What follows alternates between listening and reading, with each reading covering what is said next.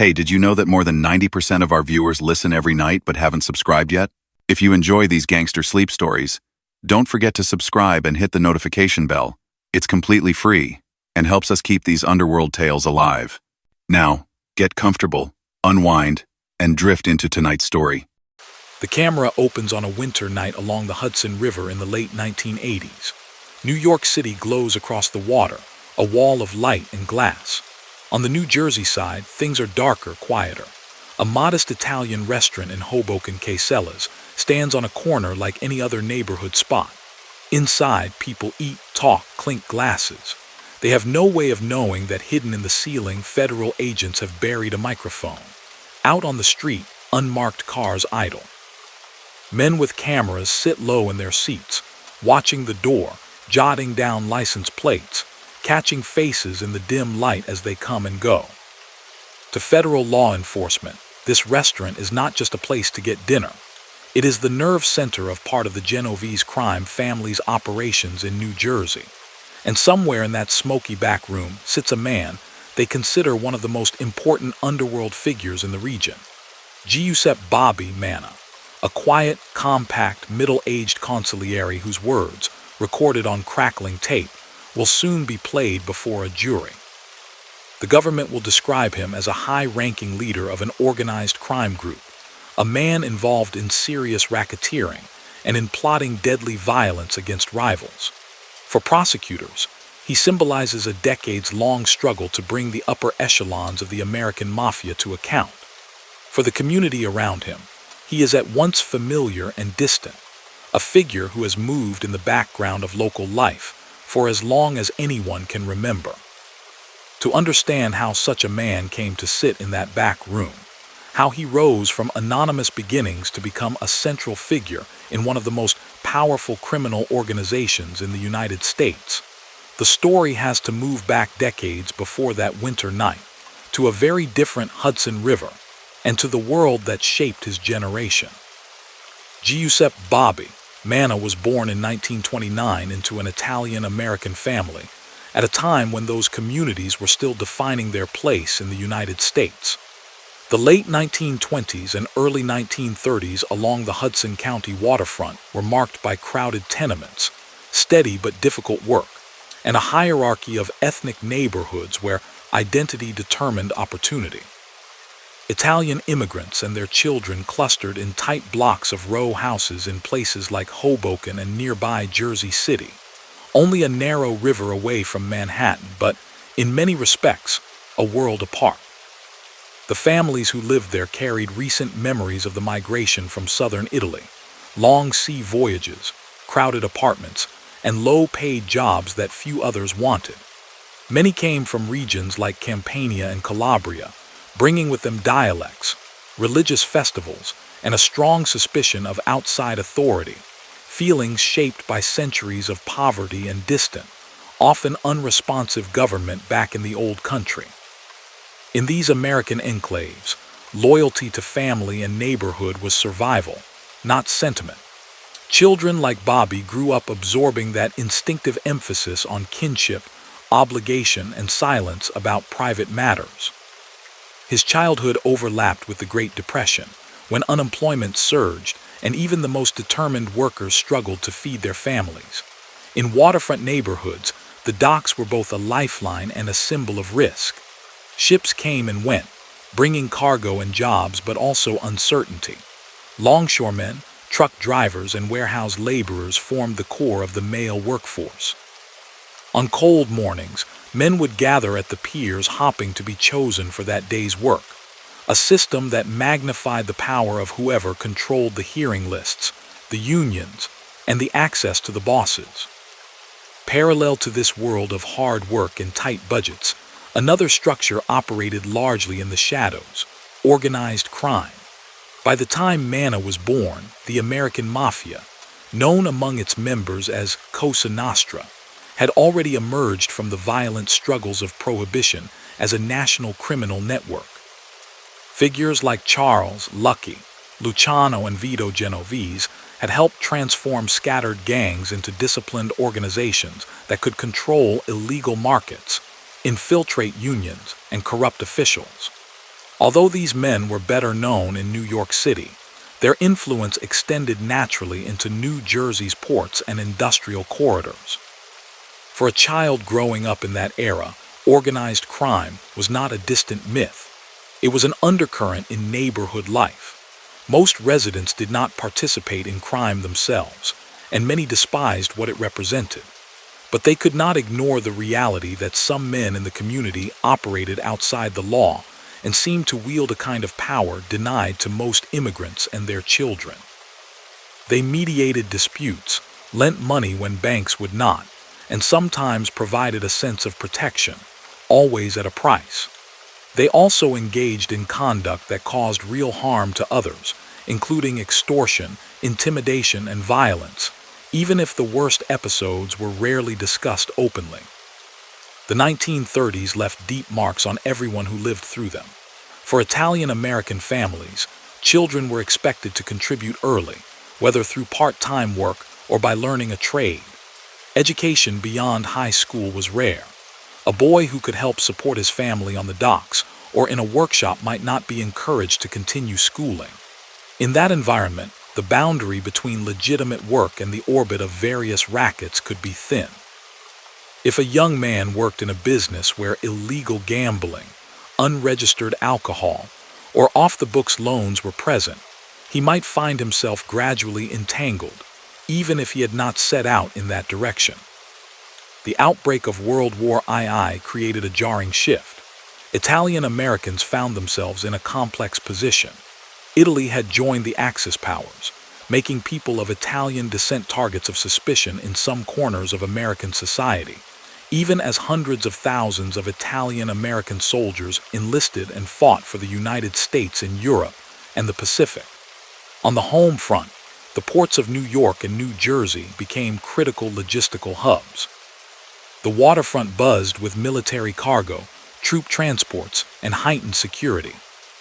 The war years accelerated the growth of the very structures that would later define Manna's world. The U.S. government, anxious about sabotage in the docks, famously reached understandings with certain organized crime figures in an effort to secure the ports. This uneasy and largely covert cooperation did not legitimize the mafia, but it did reinforce the perception in some neighborhoods that these clandestine networks had leverage even over government agencies. Young men in waterfront communities watched all of this happen in their own backyards.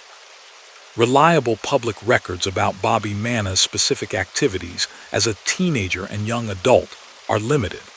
He did not emerge into the public eye as a known underworld figure until much later, and he did not seek media attention. Unlike some criminal personalities who cultivated notoriety, he remained a largely quiet presence outside law enforcement files and courtrooms.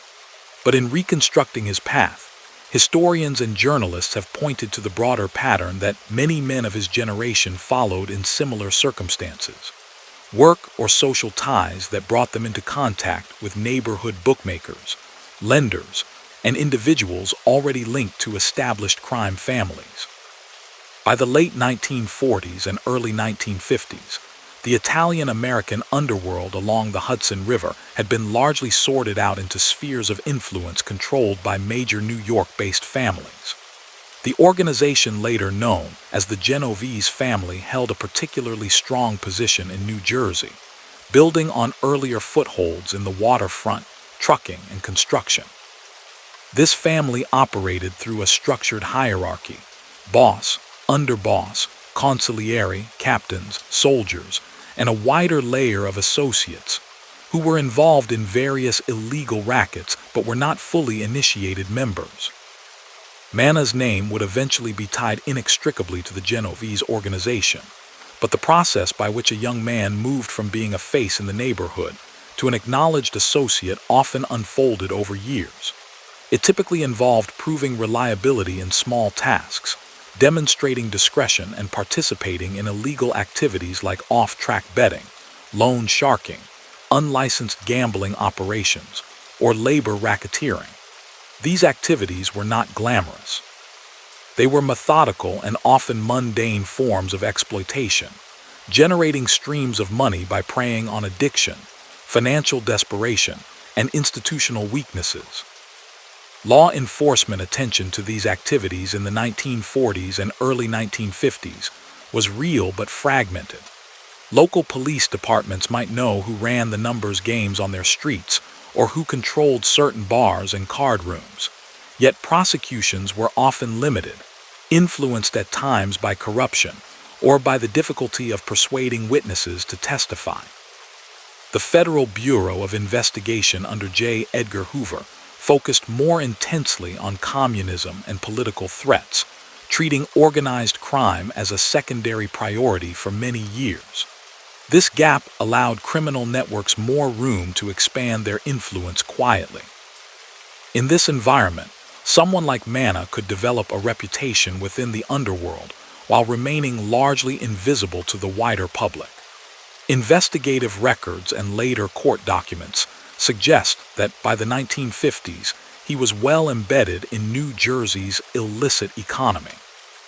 Those documents, compiled much later when the FBI and federal prosecutors set out to dismantle high-level organized crime in the region, describe him as a trusted figure in loan sharking and gambling operations that generated steady income for superiors in the Genovese hierarchy. That kind of trust did not appear overnight. It had to be earned over time. The broader culture of Italian-American neighborhoods in that era likely reinforced certain values that translated naturally into the expectations of a criminal organization: loyalty, keeping one's word, and not cooperating with outside authorities. In legitimate life, these values protected families against discrimination and exploitation. In the hands of organized crime groups, they became tools for maintaining secrecy and control. Men who refused to share information with police, who could be counted on to protect superiors from exposure, and who could manage relationships with both criminals and non-criminal community members, were valuable assets. At the same time, it is important to emphasize that the vast majority of Italian Americans in these neighborhoods did not become involved in organized crime. Teachers, shopkeepers, factory laborers, and small business owners built lives that had nothing to do with rackets. Many despised the presence of mob figures, whose activities dragged down the reputation of the entire community and brought law enforcement scrutiny to their streets. The path that Manna appears to have followed was one option among many, not an inevitable outcome of his origin or environment. While the underworld in New Jersey was developing its own internal order, the wider American public began to awaken to the scale of organized crime. In the early 1950s, the televised hearings of the Kefauver Committee brought images of stern senators questioning gamblers, union bosses, and alleged mob figure to living rooms across the country. The hearings documented ties between illegal gambling, labor racketeering, and political corruption, painting a picture of a deeply entrenched criminal infrastructure.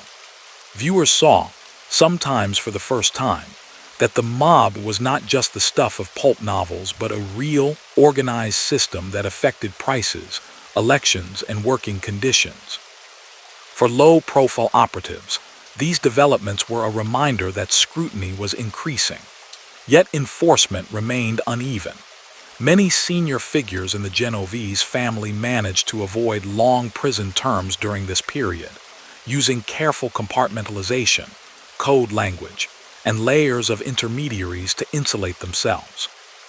Those like Manna, who proved adept at operating within such a system, keeping financial operations running smoothly while minimizing exposure, were, according to later law enforcement analyses, on track for increased responsibility. The late 1950s brought a turning point. The infamous Appalachian meeting in upstate New York in 1957, when state troopers stumbled upon a gathering of dozens of mafia leaders from across the country at the home of a local businessman. The pretense that there was no national syndicate became impossible to maintain. Newspapers splashed the images of well-dressed men fleeing through the woods and fields, and the FBI could no longer argue that organized crime was simply a loose assortment of local thugs. The fallout from Appalachian, led to intensified federal focus on Cosa Nostra, more systematic intelligence gathering, and the beginnings of what would become a decades-long campaign by prosecutors to target not only street-level criminals, but the leadership of entire families. In New Jersey, this shift meant that the world in which Manna operated would never again be as sheltered as it had been in the immediate post-war years.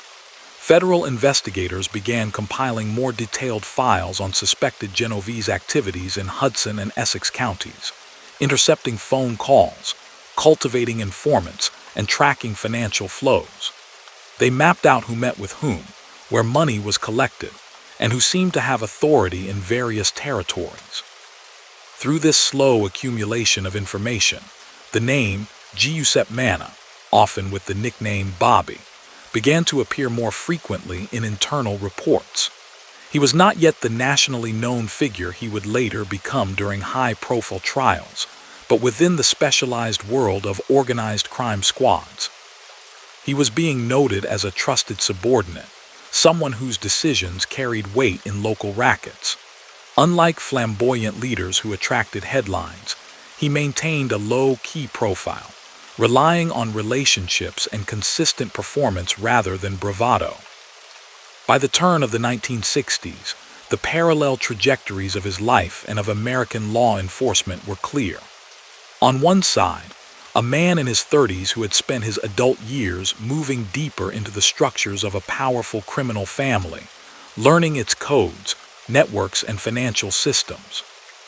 On the other, a federal apparatus that had finally committed itself to understanding and dismantling those very structures, though it still lacked many of the legal tools, like the Racketeer-Influenced and Corrupt Organizations Act, RICO, which would not be enacted until 1970. That would later prove decisive. The world around him was changing as well. The waterfront economy was evolving, containerization was beginning to reshape shipping, and suburbanization was drawing some families away from the dense city blocks where the old neighborhood hierarchies had been strongest. Yet in the bars, social clubs, and small businesses that remained in places like Hoboken and Jersey City, patterns of influence were slow to change. Money from illegal gambling, loan sharking, and other rackets continued to flow upwards through carefully maintained channels, and men like Bobby Manna were positioned in the middle of that flow, answering to powerful superiors while directing those beneath them. The stage was set for the next phase of his life, a period in which he would emerge more clearly as a key decision-maker in the Genovese family's New Jersey operations, even as the legal and political climate grew increasingly hostile to the kind of secretive power that he and his associates sought to maintain. In the early 1960s, the Hudson River waterfront entered a restless new era. The old piers were still there, the same skeletal shapes jutting into the river, but the mood had changed. The United States was wealthier than ever, families were moving to the suburbs, and container ships were beginning to transform the shipping industry. Yet in Hoboken, Jersey City, and the closely packed towns of Hudson County, the streets around the docks and the rail yards still formed a dense world of bars, union halls, and storefront businesses where cash, rumor, and influence changed hands every day. Somewhere inside that world, Giuseppe Bobby Manna had become, in law enforcement parlance, known to the authorities. He was not a headline name. He did not give interviews, pose for photographers, or cultivate the flamboyant image that some underworld figures of the era seemed to enjoy. Instead, investigators would later describe him as a quiet, consistently present figure in the background of New Jersey's illegal gambling and loan sharking economy. Dependable, discreet, and increasingly important to the Genovese family's interests across the river from Manhattan. The organization to which he belonged was itself undergoing a transition. After the Appalachian meeting in 1957 forced the government to acknowledge a national mafia structure, federal and state agencies began to build a more systematic picture of the Genovese family. Named for Vito Genovese, who had seized power in the late 1950s, and then gone to prison on narcotics charges. It remained one of the most powerful mafia groups in the country. From Manhattan's garment district to the Fulton Fish Market, from construction projects to the ports of New Jersey, Genovese crews were embedded deeply in both illegal and semi-legitimate enterprises. New Jersey had long been considered a key part of the Genovese territory, and senior figures such as Gerard Jerry, Katina, and Anthony Tony Provenzano oversaw much of the family's activity there. Katina, an underboss, was tied to a range of rackets and legitimate businesses. Provenzano, a Teamsters union leader based in Union City, wielded enormous influence over trucking and freight. Together with a network of captains and soldiers beneath them, they shaped the environment in which Manna advanced. Law enforcement reports and later court testimony would place him within this New Jersey branch, working on the kinds of rackets that supplied the family with steady, dependable income. Illegal gambling was one of those foundations. For generations, numbers games and sports betting had been part of urban life. In many working-class communities, placing a small bet on a number or a game was as casual as buying a lottery ticket is today. But behind the harmless-seeming ritual of picking numbers and handing over a few dollars, there was a carefully managed business. Bets were collected, records kept, profits counted, and a portion sent up the line to higher-ranking figures. For those at the top, the steady flow of gambling revenue was one of the most important sources of power. Loan sharking was another. In neighborhoods where many people had limited access to banks and credit, those who could not pay medical bills, cover a slow week in their business, or deal with a sudden emergency sometimes turned to unofficial lenders.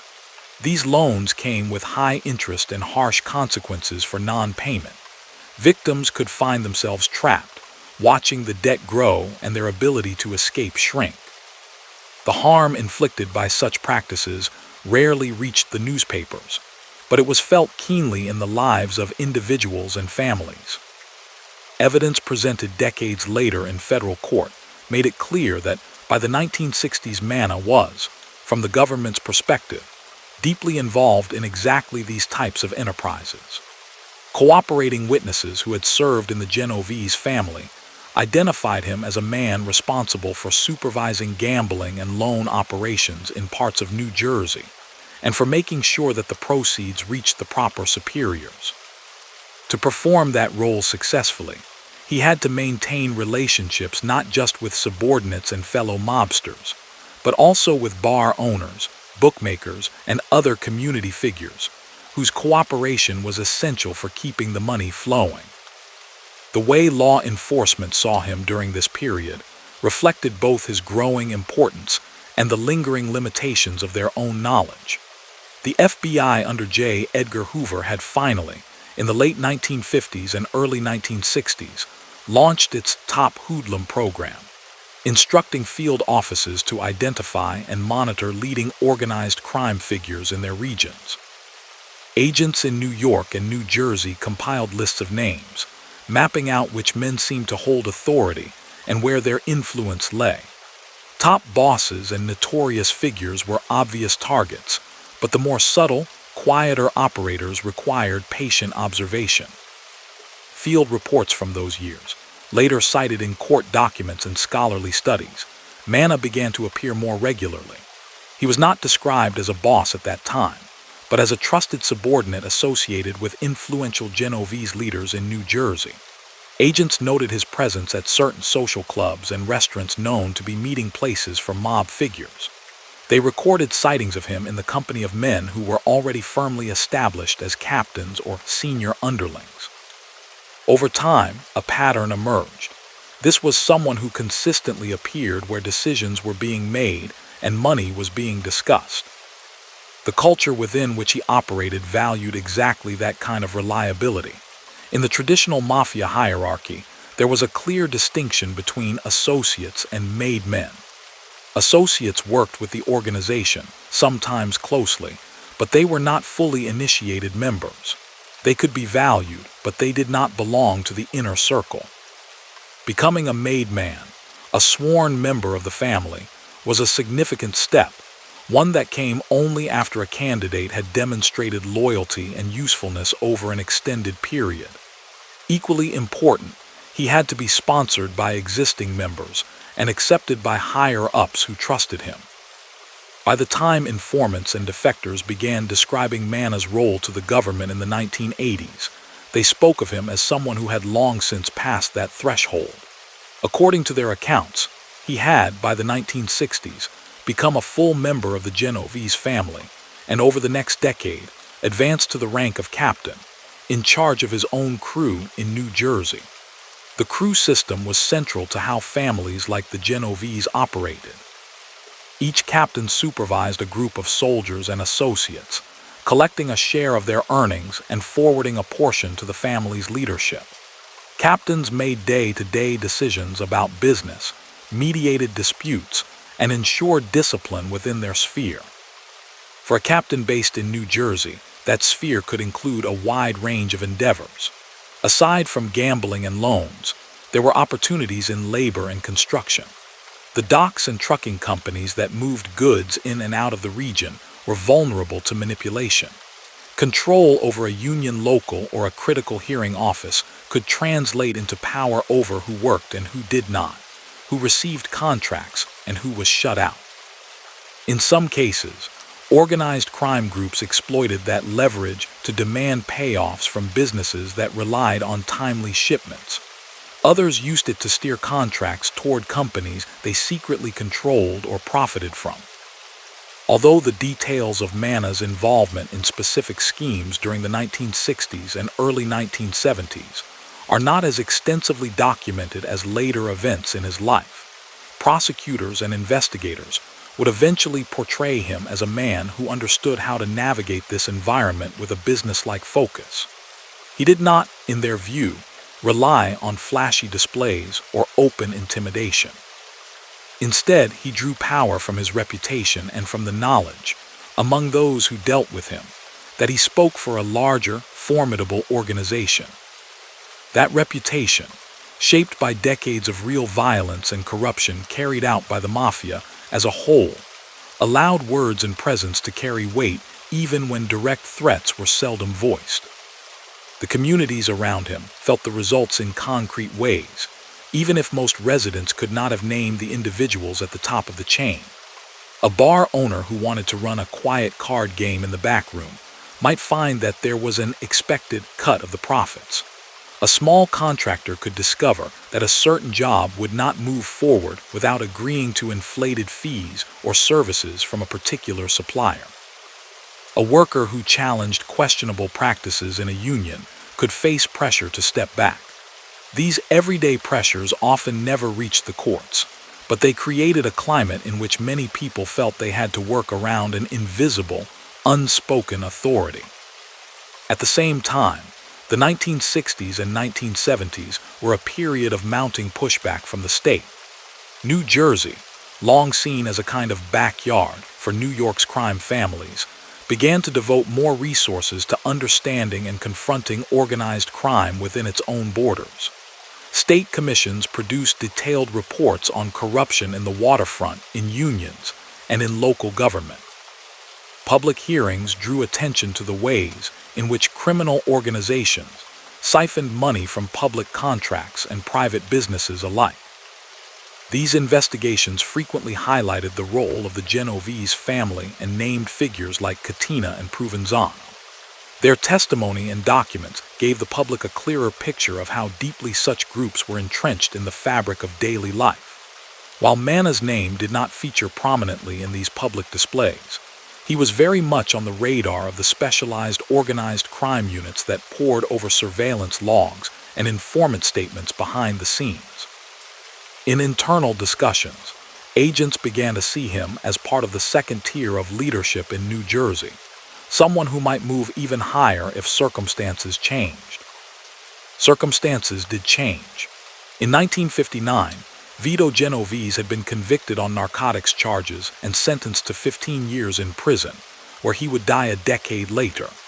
The family that bore his name continued under a series of acting and de facto bosses, including Thomas, Tommy Ryan, Eboli, and Philip, Benny Squint Lombardo, with men like Katina playing crucial roles. Over the years, law enforcement pressure mounted. Appalachian-related prosecutions, contempt charges, tax cases, and labor racketeering indictments chipped away at the leadership, sending some to prison and pushing others deeper into the shadows. In New Jersey, one of the most significant blows was the legal campaign against Anthony Provenzano. As a powerful Teamsters official and a Genovese member, Provenzano combined union authority with underworld connections in a way that alarmed both labor regulators and criminal investigators. Over time, he faced a series of prosecutions for extortion, labor racketeering, and conspiracy. These cases culminated in long prison sentences, effectively removing him from active day-to-day control. For the Genovese family, that meant a gradual reshuffling of responsibility for New Jersey operations. It was in this reshuffling, according to FBI analysts and later court testimony, that Manna's role expanded significantly.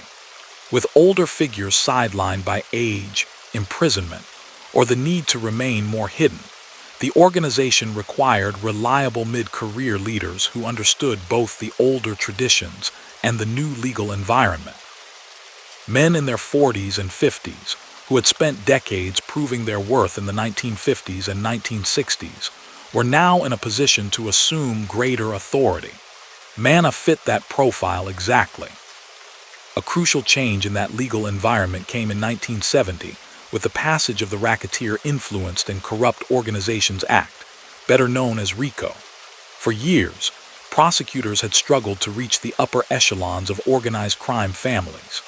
They could arrest low-level participants for individual crimes, running a gambling operation, bribing an official, evading taxes. But connecting those crimes to the leaders who orchestrated and benefited from them was difficult. RICO allowed federal prosecutors to charge individuals not merely with discrete offenses, but with participating in an ongoing criminal enterprise. If they could show a pattern of racketeering activity tied to an organized group, they could seek serious penalties against those who directed that activity, even if the leaders had never personally placed a bet or collected a debt. Although the first major RICO prosecutions took time to develop, the law's existence changed how investigators approached cases. Rather than focusing purely on single incidents, they began to build long-term investigations, using wiretaps, surveillance, and informants to create an integrated picture of a family's operations. In New Jersey, this meant that men like Manna could no longer assume that staying out of street-level crimes would keep them safe from major charges. Conversations, meetings, and patterns of financial flow, all of it could become part of a larger case file. The Genovese family tried to adapt to this pressure. Leaders became even more cautious about telephones and obvious meetings. They used layers of intermediaries, coded language, and what they hoped were secure locations for sensitive discussions. Responsibility for day-to-day management increasingly fell to those who could balance caution with effectiveness. In law enforcement narratives compiled in the 1980s, Manna emerges in this period as just such a figure. A man who could be trusted to oversee lucrative operations in New Jersey while respecting the heightened need for secrecy.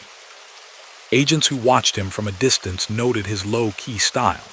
He cultivated, at least in public, the image of a neighborhood businessman, someone comfortable in the corner booths of local restaurants and at the tables of private social clubs.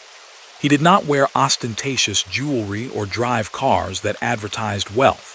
But for investigators tracking the flow of money and influence, the pattern was unmistakable.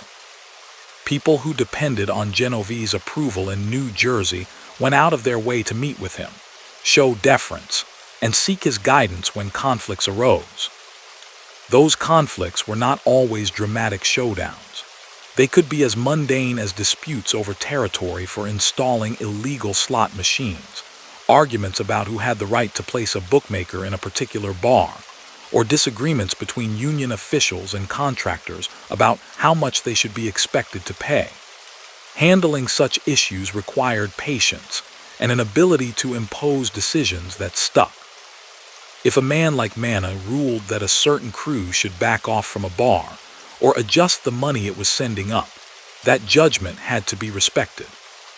Maintaining that kind of authority without attracting unnecessary attention was a delicate art. For the wider public, the 1970s brought periodic glimpses into this hidden world as various criminal trials and investigative reports made headlines.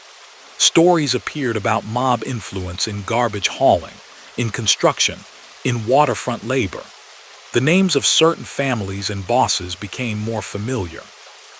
Yet many of the individuals who actually made those systems function day to day remained mostly obscure, known by reputation on the street and by code numbers in FBI files. In that space between public notoriety and anonymity, Bobby Manna's life unfolded. By the end of the decade, internal FBI assessments and the accounts of later defectors converged on a common view. In New Jersey, Manna had risen to become one of the key Genovese figures. He was widely regarded within the organization, they said, as an authority for that territory, a man whose approval mattered on significant business decisions and whose word could carry the weight of higher leadership in New York. While he still lacked the high profile of some front bosses and underworld celebrities, he had accumulated something more durable in his world: quiet, entrenched power. That power, however, was built on foundations that were now under more sustained attack than ever before. RICO cases were starting to reach upper management in various mafia families. The Justice Department was devoting expanded resources to organized crime, launching long-term investigations aimed not just at convicting individual defendants, but at disrupting entire hierarchies. New Jersey authorities, too, were coordinating more closely with federal agencies, swapping intelligence and aligning strategies. Against this backdrop, Manna entered the 1980s as a seasoned figure shaped by decades of work in the shadows. A man who had risen from the close packed streets of Hudson County to a position of considerable authority inside one of America's most powerful criminal organizations. The habits, alliances, and methods he had developed over those years would soon be tested as never before, as federal agents and prosecutors set out to bring cases not only against local bookmakers or enforcers, but against the men they believed were ordering, directing, and profiting from the entire system. By the early 1980s, the skyline that loomed over the Hudson River had changed. The hulking piers that once dominated the waterfront were quieter, some converted to other uses, others standing half-abandoned as shipping migrated to more modern terminals. Hoboken itself was beginning a slow transformation, with artists and young professionals moving into old tenements and factory lofts. Yet under this surface of renewal, older systems of power still operated, often in the same brick buildings and corner establishments that had anchored the neighborhood for decades. One of those establishments was Quesella's, the restaurant that would become inseparable from Giuseppe Bobby Manna's public image. From the outside, it looked unremarkable, a typical family-style Italian spot on a Hoboken street. Corner, the sort of place where regulars greeted each other by name. Inside, regular customers ate and talked, oblivious to the fact that investigators would later characterize it as a de facto headquarters for the Genovese family's New Jersey operations. It was here, at a favored table in the back, that Manna spent hours meeting with associates, hearing reports and discussing problems. By this time, according to later testimony by cooperating witnesses and analyses by the FBI, Manna was no longer just a captain. He had become consigliere of the Genovese family, the third most important position in the traditional mafia hierarchy. The consigliere, or counselor, served as an advisor to the boss and underboss, a key figure in settling disputes, conveying orders, and ensuring that decisions reflected the broader interests of the organization. It was a role that required experience, discretion, and a reputation for steady judgment, all qualities that law enforcement sources and informants would later attribute to Manna. The family he helped guide was itself in a complex phase of its history. After years of shifting leadership, the man widely believed by law enforcement to be the true boss by the early 1980s was Vincent Chin Gigant, a former enforcer from Greenwich Village who had risen quietly through the ranks. To shield himself from prosecution, Gigant cultivated a public image of severe mental illness, shuffling around his neighborhood in a bathrobe and mumbling to himself. For a long time, this performance sowed doubt about his capacity to run anything at all, even as prosecutors would later argue that he remained an active, hands-on leader. In that era, federal authorities thought another Genovese figure, Anthony "Fat Tony" Salerno, was the boss.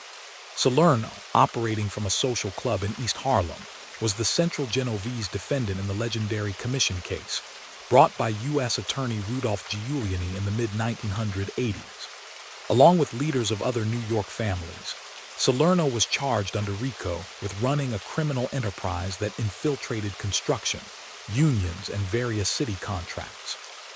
The trial and the guilty verdicts that followed were hailed as a major breakthrough in the campaign against organized crime. Behind the scenes, however, men like Manna were essential to keeping the Genovese organization functioning. As consigliere, particularly one rooted in New Jersey, he functioned as a bridge between the family's nominal leadership in Manhattan and its extensive operations across the river. According to FBI affidavits and testimony from defectors, he oversaw captains and crews involved in illegal gambling, loan sharking, labor racketeering, and extortion. These activities affected bar owners, small business people, union officials, and contractors, people who often never met the higher-ups but felt the consequences of their decisions. The legal climate in which Manna operated had hardened dramatically since his early years in the rackets. RICO had given prosecutors a potent weapon, and by the 1980s, they had begun to use it aggressively. The commission case itself was a showcase for the new approach. Rather than trying to isolate individual crimes, the government presented a broad narrative of an ongoing criminal enterprise, supported by years of wiretaps, undercover informants, surveillance, and financial records. The goal was not merely to incarcerate a few individuals, but to disrupt the decision-making core of the mafia as an institution. New Jersey was fully drawn into this effort. Federal prosecutors in Newark, working with FBI squads dedicated to organized crime, began to look more closely at figures who had previously remained partly in the background. Manna was at the top of that list. Internal FBI memoranda began to refer to him in increasingly serious terms, not merely as a local captain, but as the Genovese family, consigliere, and its principal authority in New Jersey. Agents traced his movements, documented his meetings, and listened carefully to any mention of his name by informants. Casellas in Hoboken soon emerged as a focal point. Agents observed who went in and out. They noted that other known Genovese associates treated Manna with clear deference inside. Over time, it became obvious to investigators that important business was being conducted there, not just casual socializing. Under federal law, electronic surveillance of this kind of location required a court order supported by substantial evidence. Building that foundation meant years of painstaking work, debriefing informants, cross-checking rumors against observable patterns, and linking smaller incidents to a larger structure. As investigators were piecing together their picture of Manna's world, the broader underworld landscape was shaken by a dramatic event that reshaped relationships among New York's mafia families. The December 1985 killing of Gambino boss Paul Castellano outside Sparks Steak House in Manhattan. Castellano was gunned down in a public attack orchestrated by John Gotti, a Gambino captain who resented Castellano's leadership and policies. Gotti's move, taken without the clear approval of the mafia's traditional governing body, the Commission, was widely seen as a serious breach of long-standing protocols. The killing had repercussions far beyond the Gambino family. For decades, the commission had functioned as an informal board of directors for the major New York families, arbitrating disputes and setting rules designed to limit chaotic power struggles. An unsanctioned hit on a sitting boss threatened that system, raising the risk of open conflict and attracting intense law enforcement attention. According to transcripts and summaries of conversations later introduced in court, members of other families, including the Genovese, saw Gotti's action as reckless and self-serving. Manna, as consigliere to the Genovese and a key representative of their interests, found himself in the middle of this shifting terrain. Evidence later presented by federal prosecutors would portray him as one of the central figures in the Genovese response to Gotti's rise. Wiretap transcripts and testimony from cooperating witnesses described discussions in which Manna criticized Gotti's conduct and contemplated how the Genovese might react to what they perceived as a violation of the old order. The government would eventually argue that these discussions crossed the line from commentary into planning for serious retaliation. At the same time, events in New Jersey were giving investigators additional cause to focus on Manna. The state had already seen a series of civil and criminal cases targeting corrupt union officials, rigged contracts, and extortion schemes. One high-profile example was the long campaign against Teamsters Local 560, historically dominated by Anthony Provenzano and his associates, in a landmark civil RICO case in the early 1980s. The government succeeded in placing the local under trusteeship, arguing that it had been systematically controlled by organized crime figures. While Manna was not a defendant in that particular case, the proceedings painted a broader picture of Genovese influence in New Jersey labor that prosecutors would later connect to him. Within the Genovese family itself, internal discipline also drew attention. Certain figures associated with the New Jersey wing of the organization, including union-linked leaders like John DiGilio of Bayonne, came under heavy scrutiny from investigators. When DiGilio disappeared in the late 1980s, and his body was later recovered from the water, suspicion naturally fell on those who had both motive and authority to address perceived problems inside the family. Prosecutors would later suggest that senior figures, including Manna, bore responsibility for such internal decisions, though these claims were often difficult to prove to the high standard required in court. What prosecutors could prove, and were determined to prove, was that Manna sat at the center of an ongoing criminal enterprise. To do that, they needed more than informants and circumstantial evidence. They needed to hear his own words. That need drove the next phase of the investigation, a tightly controlled attempt to place electronic listening devices inside casellas, as well as in other locations associated with key Genovese figures in New Jersey. Installing such a device was a complex process involving specialized FBI teams and strict legal oversight.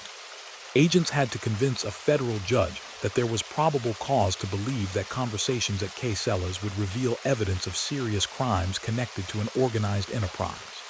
The supporting affidavits drew on years of investigative work, photographs, surveillance logs, informant statements, earlier wiretaps on associated phones, and analyses tying Manna to known rackets. When the authorization finally came, technicians quietly went to work, choosing accessible yet concealed spots in the restaurant where microphones could pick up conversations without being discovered. Once the devices were in place, the investigation entered a new stage. For the first time, agents in Newark could sit in a secure listening post and hear, often in near real time, the conversations unfolding around Manna's table. The recordings were not constant action. In fact, much of what came through was routine. Talk about sports, food, neighborhood gossip. But interwoven with the everyday chatter were passages that, when later transcribed and placed in context, would become central pieces of the government's case. The content of those recordings, as summarized in court documents and testimony, painted a picture of a man deeply immersed in the operations and politics of his criminal organization. Manna was heard discussing money flows from gambling and loan sharking, resolving disputes between subordinates, and reacting to news from other families. On some tapes, according to prosecutors, he was recorded speaking in stark terms about individuals he considered enemies or liabilities, and about steps that might be taken against them. Among the most striking passages, in the government's view, were discussions about John Gotti and Gotti's associates in the Gambino family, as well as about a New York businessman named Irwin Skiff. Skiff, a businessman whose dealings intersected with union and mob circles, became a focal point for investigators in part because of what those tapes appeared to reveal about his standing in Manna's eyes. Federal authorities would later allege that Manna saw Skiff as a threat who might cooperate with law enforcement or otherwise undermine Genovese's interests, and that he therefore discussed plans for violence against him. When Skiff was later killed, the government drew a direct line between those recorded conversations and the crime, arguing that they demonstrated Manna's role as an organizer and sponsor, rather than a street-level participant. For agents listening through their headsets in Newark, each such conversation offered both an opportunity and a challenge. On one hand, they were finally hearing a high-ranking mafia figure, in his own voice, engaging in what they believed to be incriminating talk about conspiracies and ongoing rackets. On the other hand, they had to interpret coded language, euphemisms, and half-finished sentences, speech patterns honed over years of caution. The culture of organized crime had long encouraged its members to avoid explicit statements, especially about acts of serious violence. Even so, the government would later argue that the intent of many comments was clear, especially when interpreted in light of subsequent events. As the tapes accumulated, prosecutors in the U.S. Attorney's Office for the District of New Jersey began to see the outline of a comprehensive case. They could charge Manna and his associates not just with individual offenses, illegal gambling, extortion, conspiracy, but with operating as part of a broad racketeering enterprise under RICO. The Casella's recordings, they believed, allowed them to move beyond the traditional difficulties of proving that high-ranking figures gave orders, while remaining personally removed from street-level acts. Here, the government would contend, was the consigliere himself, engaged in discussions that linked him directly to the planning and management of criminal conduct. Within the Genovese family, the increasing law enforcement pressure of the mid-1980s was felt in multiple directions. The commission case in Manhattan had resulted in long sentences for top figures, and there was growing recognition inside the underworld that RICO posed a new kind of threat. Some families, including the Genovese, tried to adapt by decentralizing decisions, delegating more authority to local leaders, and avoiding large gatherings that could be easily monitored. Yet the very process of adaptation often elevated the importance of figures like Manna, who were trusted to maintain continuity, enforce rules, and keep money flowing under more challenging conditions. In Hoboken and the surrounding communities, life went on in many ways as it always had. Residents went to work, students took the PATH train into Manhattan, and new restaurants and shops opened in previously neglected blocks. Most people who passed by Casella's would have had no idea that they were walking past what federal investigators would later describe as the nerve center of a major organized crime case. The men who entered and left the restaurant blended easily into the fabric of the neighborhood. They were, to casual observers, just another group of regulars at a local place. Behind that unremarkable facade, though, the walls were listening. Every meeting, every seemingly offhand remark, every joke that shaded into something darker was being captured, archived, and analyzed. Agents and prosecutors were assembling timelines, matching words to actions, and debating the best way to present this complex story to a future jury. The tapes from Casella's would not remain secret forever. They were inching steadily toward the moment when the quiet, controlled world that Bobby Manna had spent decades constructing would be laid out, piece by piece, under the bright lights of a federal courtroom. In the end, it was not an informant in the traditional sense who broke open the government's case against Bobby Manna. It was the steady, patient accumulation of his own words, captured by microphones hidden in the ceiling of K cellars. For months, sometimes late into the night, agents in a secure room listened to the faint hum of conversation from Hoboken, straining to make out phrases over the clatter of dishes and the scrape of chairs. Each time Manna's voice surfaced, recognizable after weeks of practice, they took note, rewound, and listened again. The recordings built slowly into a portrait that prosecutors in Newark believed they could present to a jury as direct evidence of high-level participation in a racketeering enterprise.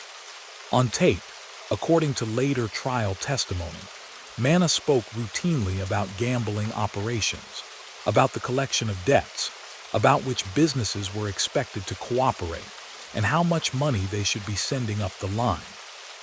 He commented on disputes among subordinates, weighing how to resolve them in ways that maintained order and preserved revenue. Sprinkled throughout the tapes were also darker passages, complaints about rivals, warnings about perceived disloyalty, and in a few key segments, explicit discussions of violence against specific individuals. The most explosive of these centered on John Gotti and his inner circle in the Gambino family.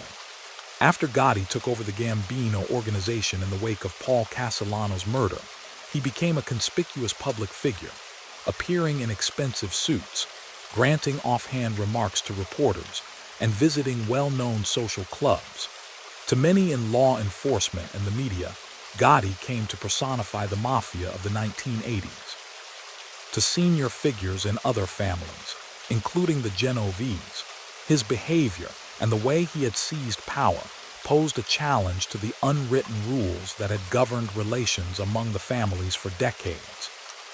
On the Quesella's tapes, as later summarized in court documents, Manna could be heard criticizing Gotti's actions, portraying them as reckless and self-serving. Prosecutors would later assert that these conversations went beyond criticism, that Manna and his companions discussed plans to retaliate by arranging for Gotti and his brother Gene, also a Gambino member, to be killed. The government argued that these plans were not idle talk, but concrete conspiracies developed at the highest levels of the Genovese hierarchy, with Manna acting as a central planner and advocate. Another name that surfaced repeatedly on the tapes was that of Irwin Skiff, a New York businessman whose activities intersected with unions and ventures in which the Genovese had an interest. Skiff, according to prosecutors, had once been useful to the family but was now viewed as a potential problem, someone who might testify, cooperate, or otherwise endanger ongoing enterprises. In taped conversations from Quesella's, Manna was heard speaking resentfully about Skiff, and in the government's reading, authorizing violent action to remove him as a threat. When Skiff was later shot and killed in Manhattan, investigators connected the crime back to the words they had captured in Hoboken. To assemble these fragments into a coherent case, the U.S. Attorney's Office in Newark convened a grand jury. Assistant U.S. attorneys presented the jurors with selected tape recordings, surveillance records, and testimony from FBI agents who had spent years watching Quesella's and tracking Genovese activities in New Jersey. They laid out the structure of the Genovese family as they understood it: the boss in New York, the consigliere, Manna, based across the river, and a network of captains and soldiers in Hudson and Essex counties.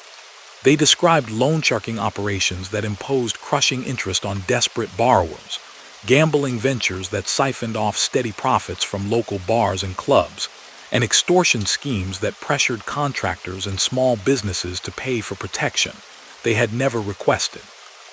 They also detailed the alleged conspiracies against Gotti and Skiff, stressing that Manna's position made him responsible not just for passing comments, but for formulating policy and giving orders. In the government's telling, These were not spontaneous outbursts, but calculated decisions made by a man entrusted with protecting Genovese's interests in a crucial territory. The grand jury, persuaded that there was probable cause to proceed, returned an indictment. When news of the indictment broke in 1987, it landed in a media environment already primed to focus on organized crime. The commission case in Manhattan had ended with sweeping convictions, and John Gotti's growing celebrity guaranteed that any case touching his name would draw attention. Headlines in New York and New Jersey papers emphasized that a consigliere had been charged with plotting against Gotti, a rare instance in which the internal politics of the mafia were laid out so openly. For the public, accustomed to seeing names like Gotti and Fat Tony, Salerno in bold print, the introduction of Bobby Manna as a major figure came as a surprise. He had managed to remain largely under the radar despite decades in the underworld. For law enforcement, the indictment represented something else, the culmination of years of effort specifically targeting the Genovese presence in New Jersey. The government charged Manna and several co-defendants under RICO, alleging that they were part of a long-running criminal enterprise that committed a pattern of offenses including extortion, illegal gambling, loan sharking, and conspiracy to murder. The indictment described Casellas as an operational headquarters and identified Manna as consigliere and New Jersey leader of the Genovese family, responsible for supervising crews and directing activities tied to the family's broader interests. Among the co-defendants was Richard Bacci DeCiccio, whom prosecutors portrayed as an enforcer involved in carrying out violent orders. Others were alleged to have taken part in gambling operations, debt collection, and the logistics of the plots against Gotti and Skiff. By charging them together, the government sought to show the jury a complete picture, not isolated episodes but the workings of a system in which different roles, planner, messenger, collector, and gunman, served a single enterprise. The arrests themselves unfolded with a mix of precision and quiet drama.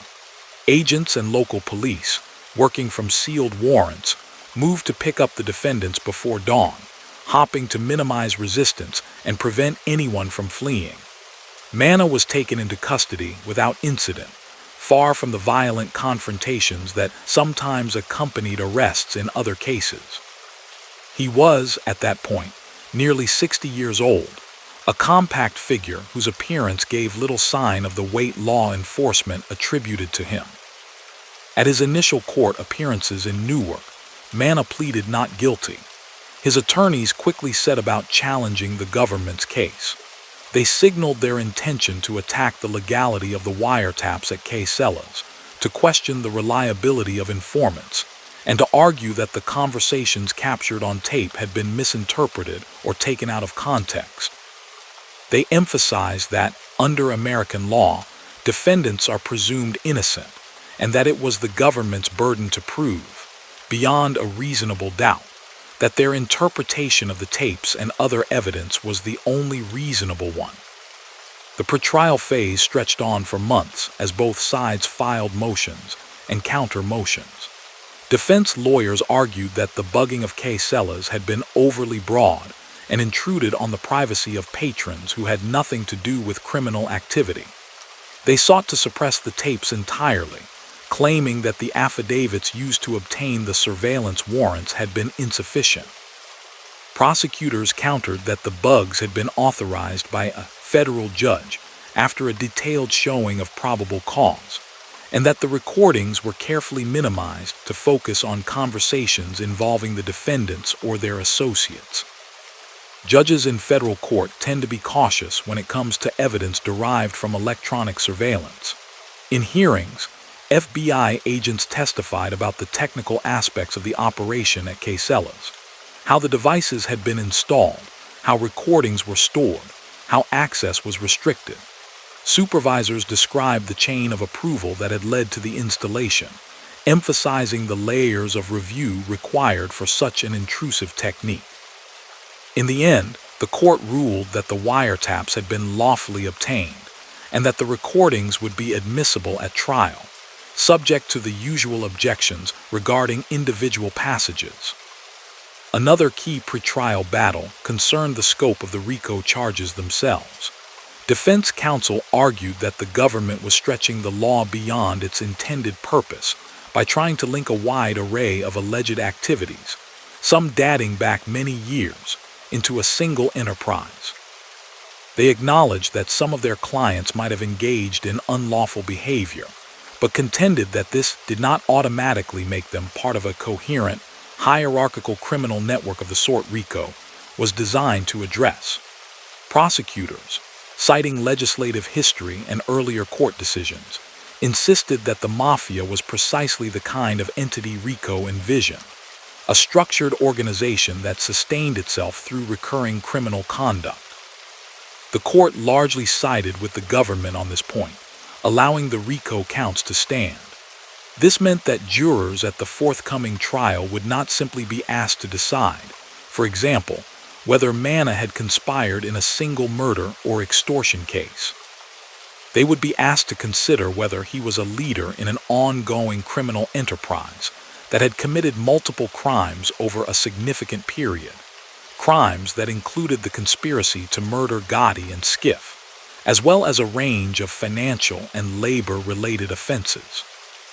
Even as these legal arguments played out on paper and in the courtroom, Manna's detention status became a subject of contention.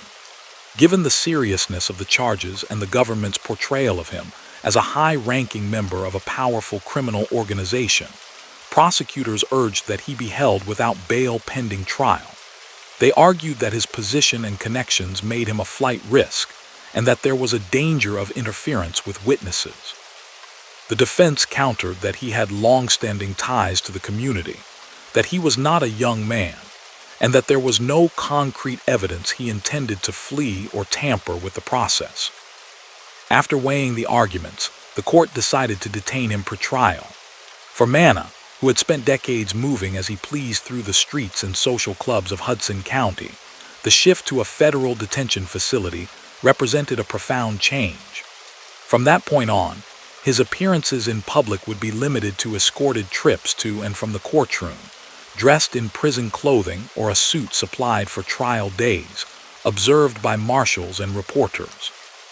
Outside the courthouse, journalists tried to make sense of the man at the center of the case. Unlike some defendants who had become tabloid fixtures, Manna kept his expressions controlled and his comments, when any, measured. He did not attempt to charm the cameras or play to crowds. To neighbors in Hoboken who recognized his face from old neighborhood gatherings or from spotting him at Casella's, it was strange to see him suddenly framed as the architect of far-reaching conspiracies. Some were surprised, others less so, noting that his quiet demeanor had always been accompanied by a steady stream of visitors whose respect was obvious. In organized crime circles, the indictment sent a different message. For years, the Genovese family had cultivated a reputation for being more cautious and sophisticated than some of its counterparts. Its leaders shunned publicity, discouraged flamboyance, and preferred to embed themselves in unions and legitimate-seeming businesses rather than in overtly violent rackets. The successful bugging of Casella's and the charging of the Consolidating under RICO signaled that even the most discreet operations were now vulnerable. It suggested that the days when a carefully maintained low profile could insulate high-ranking figures might be ending. The impending trial also raised concerns about what might happen if any of the co-defendants chose to cooperate with the government.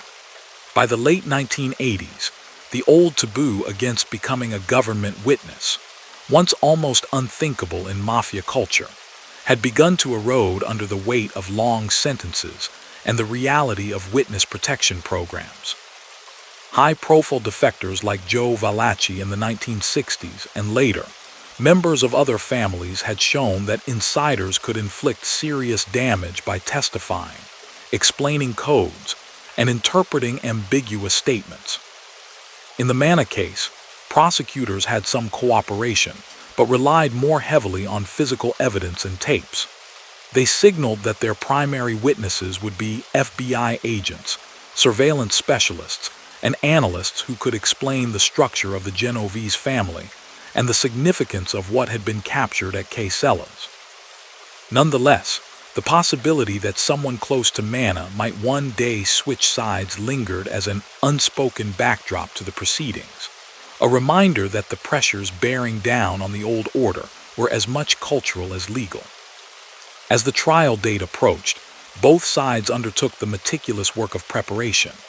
Prosecutors created detailed charts and timelines showing how, in their view, the enterprise operated, who supervised which rackets, how money moved, and how decisions about violence were made.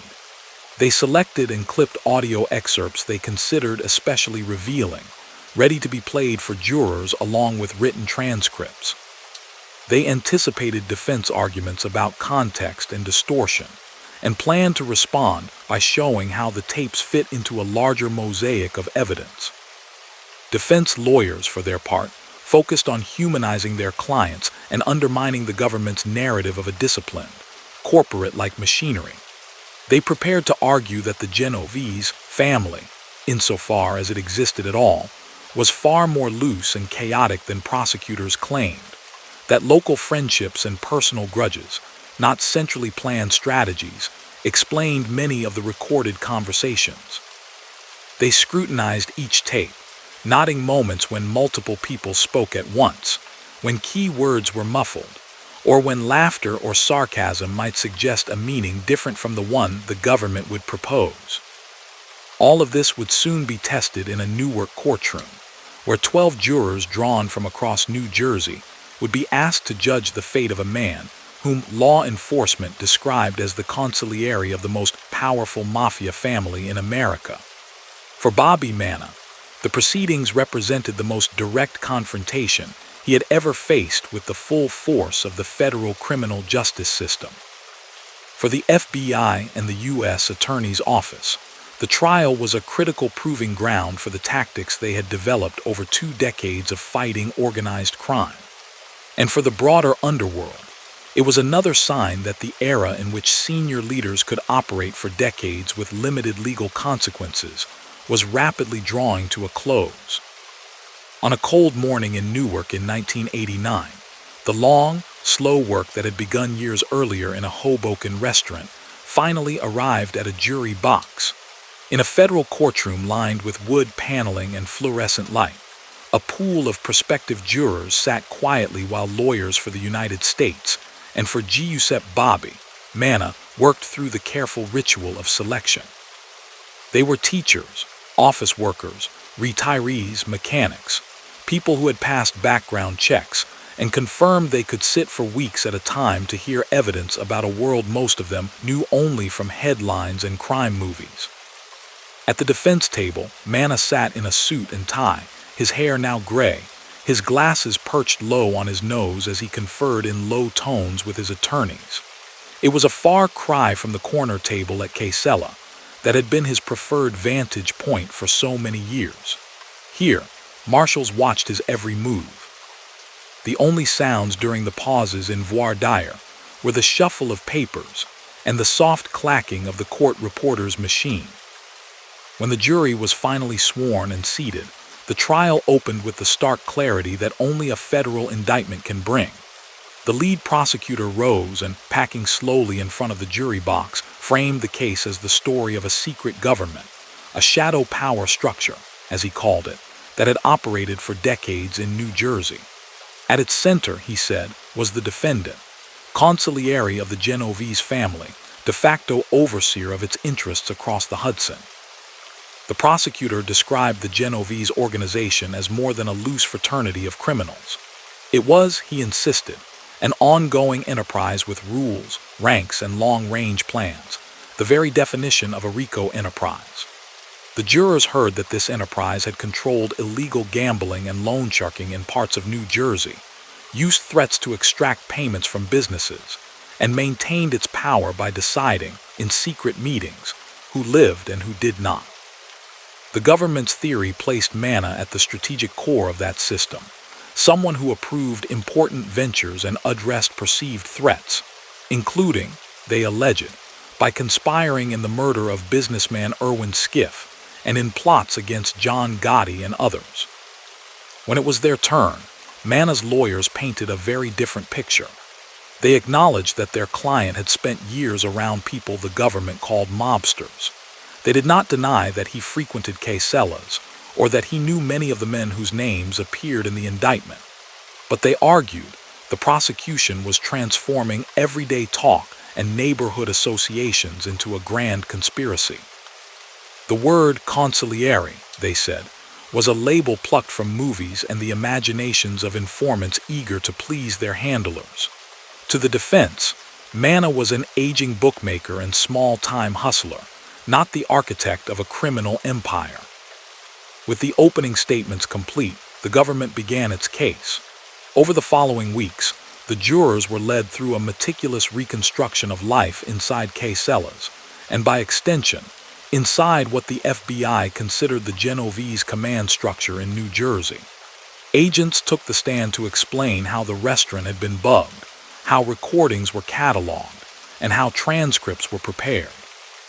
They pointed to surveillance photographs, showing Manna meeting repeatedly at the same table with co-defendants and known associates. Then came the tapes themselves. The courtroom was fitted with speakers. Each juror received a binder with transcripts. As an agent or interpreter read along, the audio from casellas played, sometimes clear, sometimes muffled by background noise. Jurors leaned forward, straining to catch the words. Names, nicknames, and fragments of coded language floated through the room. There was talk of our friends in New York, of taking care of someone, of straightening out problems. The prosecutors highlighted parts where Manna's voice, identifiable after weeks of listening, cut through the murmur to give instructions, caution someone, or comment on a dispute.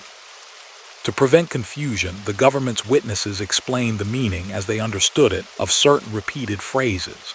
To straighten out, one former associate testified, usually meant to resolve a conflict, sometimes by intimidation. To give a pass could mean to spare someone from retribution. When someone said, "He's finished," the witness suggested, it rarely referred to a business relationship ending on friendly terms. Each such interpretation was disputed vigorously by the defense on cross-examination.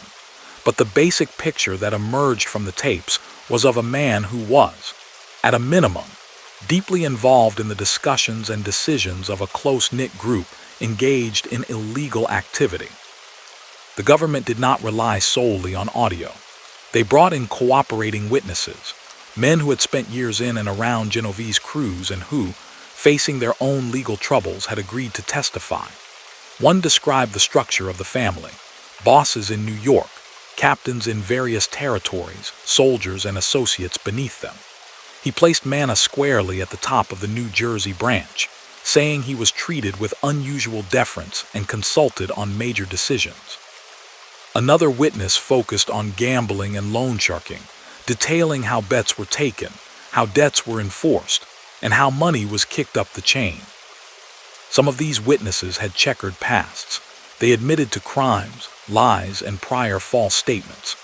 Defense lawyers used those admissions to hammer at their credibility, suggesting that they would say anything to curry favor with prosecutors. But the government used the tapes as a kind of corroborating backbone. When a cooperator described a meeting at casellas, the prosecutors could often produce an audio segment that appeared to match or support the account. The interplay between witness testimony and recorded sound gave the case a layered quality that purely oral evidence rarely achieves. The most chilling portions of the government's presentation, in the eyes of many observers, concerned the alleged plots against John Gotti and Irwin Skiff. Jurors heard tapes in which Manna and his companions discussed Gotti's takeover of the Gambino family and the broader disruption it had caused. According to the transcripts, Manna expressed resentment and anger, suggesting that Gotti had flouted long-standing rules. Prosecutors pointed the jurors to passages where, they said, those complaints evolved into discussions about eliminating Gotti and his brother Gene as a way of restoring the traditional balance. The plan was never carried out. Federal attention around Gotti was intense, and any attempt against him risked immediate and massive retaliation from both law enforcement and the Gambinos themselves. But in RICO law, the existence of a conspiracy is itself a crime, even if the planned act does not occur. The government argued that the taped conversations were enough to show that such a conspiracy had been formed, and that Manna, as consigliere, had played a central role in it. In the case of Irwin Skiff, the facts were more concrete. Skiff had been shot to death in 1987. There was no doubt that the crime had occurred. The question was who had ordered it and why. Prosecutors led the jurors through a series of taped discussions in which Manna spoke about Skiff as a problem, someone whose potential cooperation with authorities or whose disputes over money posed a risk to Genovese's interests. On later tapes, after Skiff's death, Manna and others were heard referring back to him in ways the government portrayed as self-congratulatory and confirming. Again, several cooperating witnesses filled in the gaps, describing for the jury how, in their experience, a murder was discussed and authorized within a mafia family. Orders did not come in formal memoranda. They emerged in coded conversations where everyone present understood the implications. The defense objected repeatedly, arguing that the witnesses were speculating about meaning, and that the tapes did not show Manna explicitly ordering anything. Still, the recordings, combined with the timeline of Skiff's killing, gave prosecutors a powerful narrative that the man at the defense table had, with words spoken in a Hoboken restaurant, set in motion a lethal sequence of events. Throughout the trial, Manna himself remained composed. He listened intently, sometimes making notes, sometimes leaning over to speak quietly with his lawyers. He showed little visible reaction when the tapes of his own voice were played. He did not take the stand in his own defense, a common choice in serious criminal cases where cross-examination can be treacherous. Instead, his attorneys called character witnesses and put their energy into cross-examining the government's witnesses and challenging the interpretation of the tapes. They argued that much of what the jury heard at Casella's was boasting or posturing, men in a closed environment exaggerating their power and intentions. They contended that the prosecutors had cherry-picked snippets of audio and stripped them of tone and irony. Where the government heard a command, the defense insisted there was only gossip. They reminded jurors that no attack had happened to Gotti, and that no witness had testified to seeing Manna personally give money, weapons, or specific orders to the perpetrators of Skiff's murder. In closing arguments, these two versions of the same events collided head-on. The prosecution spoke for hours, moving count by count through the indictment. They walked the jury back through the gambling operations, the loans, the threats, the surveillance photographs, and above all the tapes. They urged the jurors to look at the whole picture. A man who had risen, over decades, to a role of great authority in a criminal organization. A man who did not have to pull a trigger to be responsible for the crimes carried out in his name.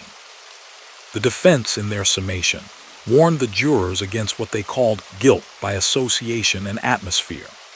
They acknowledged that some of the conversations sounded bad, but they insisted that there was a gap between talk and action the government had not bridged.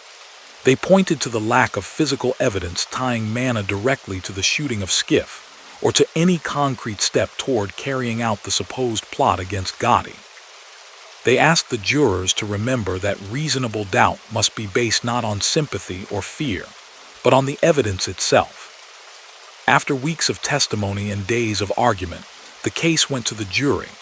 Deliberations stretched on as the jurors requested transcripts, replayed tapes, and dissected the meaning of phrases that, for many of them, had no analog in their own lives. Reporters waited in the courthouse hallways, trading notes and speculating on how long a verdict might take. When the jury finally returned in June 1989, the atmosphere in the courtroom was tense. Manna sat at the defense table, his hands folded, as the foreperson rose to read the verdicts. On the central RICO counts, charging him with participating in an ongoing criminal enterprise and with conspiring to commit a pattern of racketeering acts, the jury found him guilty. They also convicted him on charges related to the conspiracy to murder Gotti and Skiff, and on counts linked to the actual murder of Skiff, along with other racketeering predicates such as gambling and extortion. Several co-defendants were likewise convicted on various counts, though the exact configuration of guilty and not guilty findings differed from one to the next. The verdict was a sweeping victory for the government. It affirmed, in the eyes of prosecutors and federal agents, that their painstaking approach, built around long-term surveillance, electronic monitoring, and the RICO framework, could penetrate even the upper levels of the Genovese family. For Manna, the immediate consequence was the prospect of spending the rest of his life in federal custody. The sentencing hearing later that year made that prospect concrete. Standing before the bench, with his lawyers at his side, Manna listened as the judge reviewed the gravity of the offenses. The court noted not only the financial harm inflicted by gambling and loan sharking, but also the central role of planned and executed violence in maintaining the power of the enterprise. The judge pointed out that as consigliere, Manna held a position of special trust inside the organization. His decisions and approvals carried weight far beyond his own hands. Taking into account the guidelines and the statutory maximums on the various counts, the judge imposed an aggregate sentence that added up to 80 years in prison. For a man approaching 60, it was effectively a life sentence. The court emphasized that the length was intended not only to punish past conduct, but to protect the public by ensuring that someone deemed, in the judge's words, a significant leader in organized crime would not return quickly to the streets. In the days after sentencing, newspapers across the region reported that a Genovese consigliere had been given what amounted to life behind bars. Some headlines focused on the sensational element, the conspiracy to kill John Gotti, then at the height of his fame as the so-called Teflon Don. Others highlighted the more local angle, the quiet Hoboken figure who had turned out, in the government's telling, to be much more than an ordinary neighborhood gambler. Manna was transferred from pretrial detention to the Federal Bureau of Prisons to begin serving his term. His initial placement was in a high-security facility, reflecting the seriousness of his offenses and his alleged status in the underworld.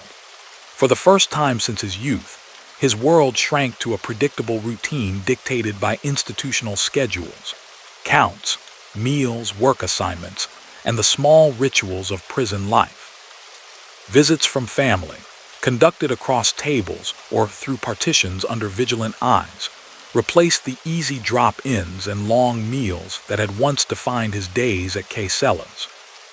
Yet the legal process was not over. Manna's attorneys quickly filed a notice of appeal to the United States Court of Appeals for the Third Circuit. In their briefs, they argued that the trial court had erred in admitting certain tapes, that the evidence was insufficient to support some of the convictions, and that the RICO counts were improperly constructed. They questioned the sufficiency of proof tying Manna specifically to the Skiff murder and to the alleged Gotti plot, and they returned to their earlier argument that the government had improperly stretched the concept of an enterprise. The appellate proceedings, though less theatrical than the trial, were critical. A reversal on key counts could shorten Manna's sentence dramatically or even require a new trial. The Third Circuit judges reviewed transcripts, listened to portions of the tapes, and considered the legal standards governing RICO, conspiracy, and the admissibility of electronic surveillance. Oral argument, held in Philadelphia, gave both sides a final chance to press their positions in person. In the end, the appellate court upheld the bulk of the convictions. It found that the wiretaps had been properly authorized, and that the district court had not abused its discretion in admitting the recordings and related testimony. The panel concluded that the evidence, viewed in the light most favorable to the government, as appellate rules require, was sufficient for a reasonable jury to find beyond a reasonable doubt that Manna had participated in a racketeering enterprise and in the conspiracies alleged. Some sentencing-related issues were clarified, but the core of the 80-year term remained intact. The Supreme Court later declined to review the case, leaving the appellate decision in place. For law enforcement, the finality of the judgment marked a major milestone in their efforts against the Genovese family. With the commission case in Manhattan and the Manna case in Newark, they had now secured long sentences against both the nominal boss, Salerno, and the man they regarded as the real boss behind the scenes, Gigant, as well as the consigliere who had managed crucial territory in New Jersey. Taken together, these prosecutions were widely seen as proof that RICO could reach the very top of organizations that had once seemed nearly untouchable. Inside the Genovese family, the impact was more complicated. The loss of a consigliere and key New Jersey leader forced adjustments. Other figures stepped in to manage day-to-day affairs across the river, maintaining the family's interests in gambling, loans, and labor, even as law enforcement pressure remained intense. The organization had survived the imprisonment or death of leaders before. Part of its strength lay in its ability to regenerate. But each such blow eroded some of the stability and continuity that had defined its mid-20th century dominance. For the communities around Hoboken and the Hudson waterfront, the outcome of the Manna case was one more step in a slow, uneven shift.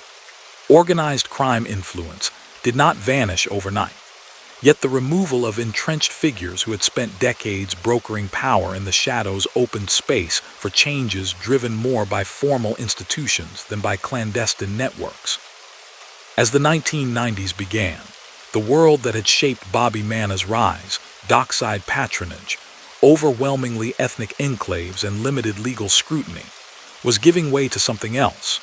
A waterfront marked increasingly by gentrification, new industries, and a law enforcement apparatus far better equipped to see and act upon what once went unrecorded. Behind the walls of federal prisons, however, the passage of time took on a different meaning. For Manna, whose public life had ended in that Newark courtroom, the years after his conviction became a long, constrained aftermath, a period in which his name would surface occasionally in legal filings and news stories about organized crime, but in which his physical world rarely extended beyond fences and cell blocks. The choices he had made in the smoky back room of a Hoboken restaurant, and the words caught by a hidden microphone, had fixed the course of the rest of his life. In the years after the verdict, the story of Giuseppe Bobby Manna moved out of the public eye and into a place most people never see. The newspaper headlines faded. The courtroom sketches were filed away. The cameras that had once crowded the hallways of the Newark Federal Courthouse shifted to newer cases, newer names. What remained was a man in his 60s entering the closed world of the federal prison system with an 80-year sentence and the label, in government records, of high-ranking organized crime figure. Inside, the hierarchy that had mattered for most of his adult life dissolved. In the Bureau of Prisons, status was measured not by whispered respect in back rooms or by the size of an illegal business, but by classification scores and institutional rules.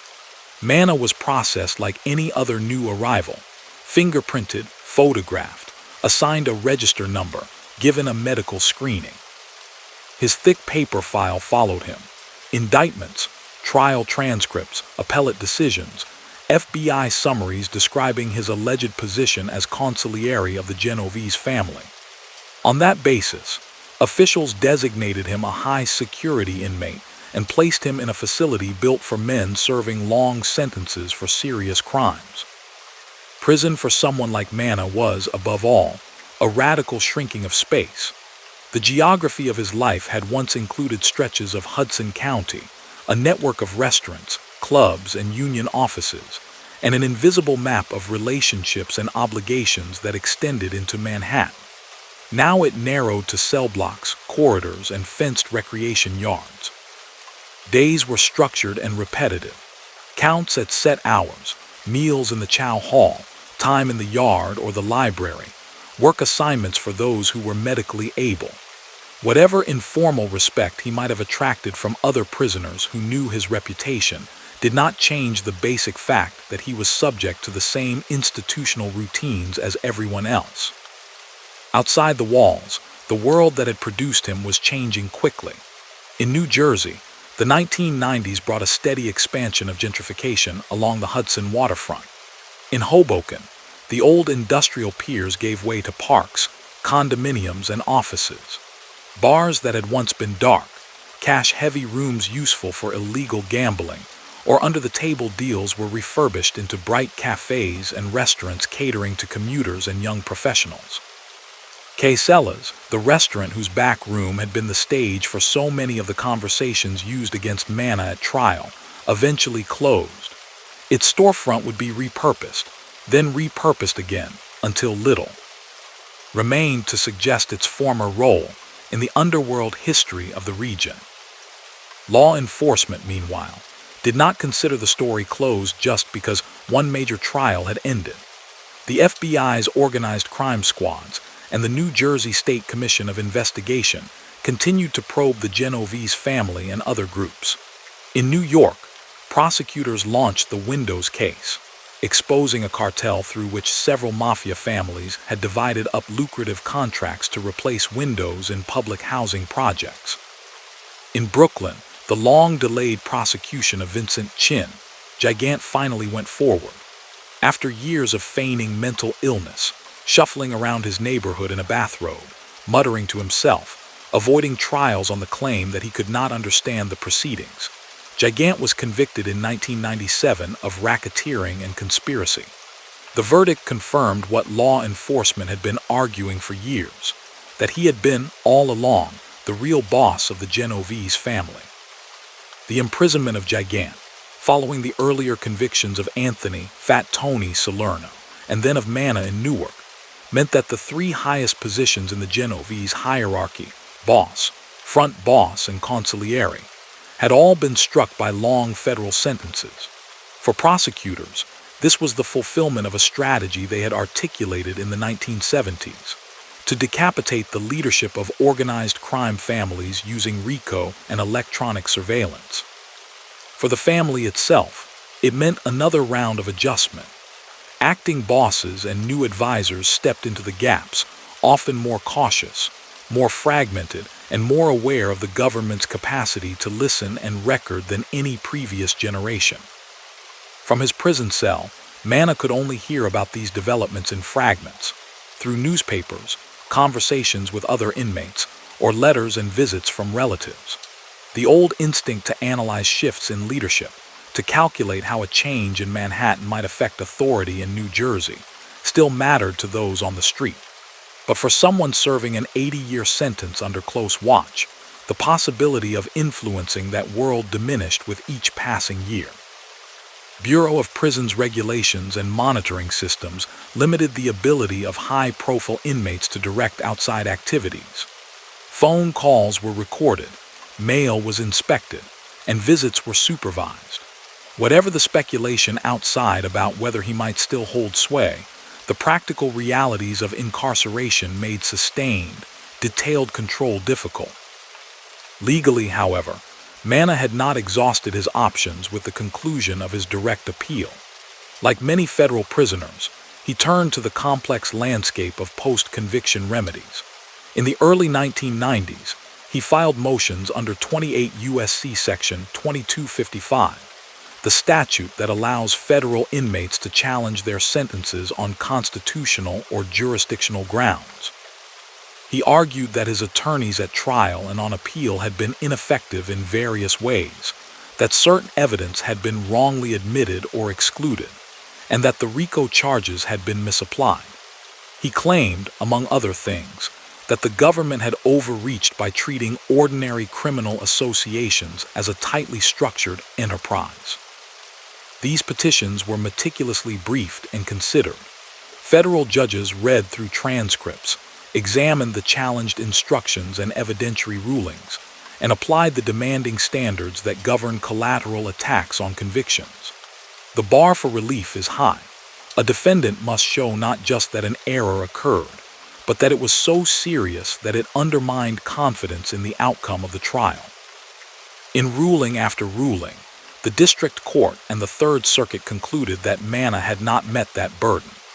The evidence, they wrote, had been more than sufficient for a reasonable jury to find him guilty beyond a reasonable doubt, and the decisions made by his attorneys fell within the range of reasonable professional judgment. As the 1990s turned into the 2000s, organized crime itself was evolving. The classic image of the American mafia, a handful of Italian-American families controlling rackets through tight ethnic neighborhoods, became less descriptive of the broader criminal landscape. New drug cartels, international fraud networks, and cyber-enabled schemes took center stage in federal enforcement priorities. Yet the Genovese family and its counterparts did not vanish. They adapted, leaning more heavily on low-profile financial crimes, on residual influence in certain unions, and on long-standing relationships in construction and waste hauling. Investigations and prosecutions continued to surface Genovese activity in New York and New Jersey. Cases involving corrupt union officials, no-show jobs, bid rigging, and gambling enterprises updated for the age of offshore betting and electronic payments. Each new indictment showed that the network's Manna had helped shape in earlier decades retain some strength, even as their old dominance eroded. For younger agents and prosecutors entering the field, his name was a kind of touchstone in training materials and case histories, a reminder of how, in an earlier era, investigators had finally broken through the silence that had protected senior mafia leaders. Inside prison, time marked itself less by these outer developments than by personal milestones. Manna aged into his 70s, then his 80s, within the institutional setting. Like most long-term inmates, he would have experienced the gradual encroachment of medical issues that come with advancing age. Federal prisons maintain hospital units, and in some cases, specialized medical centers for inmates with serious health conditions.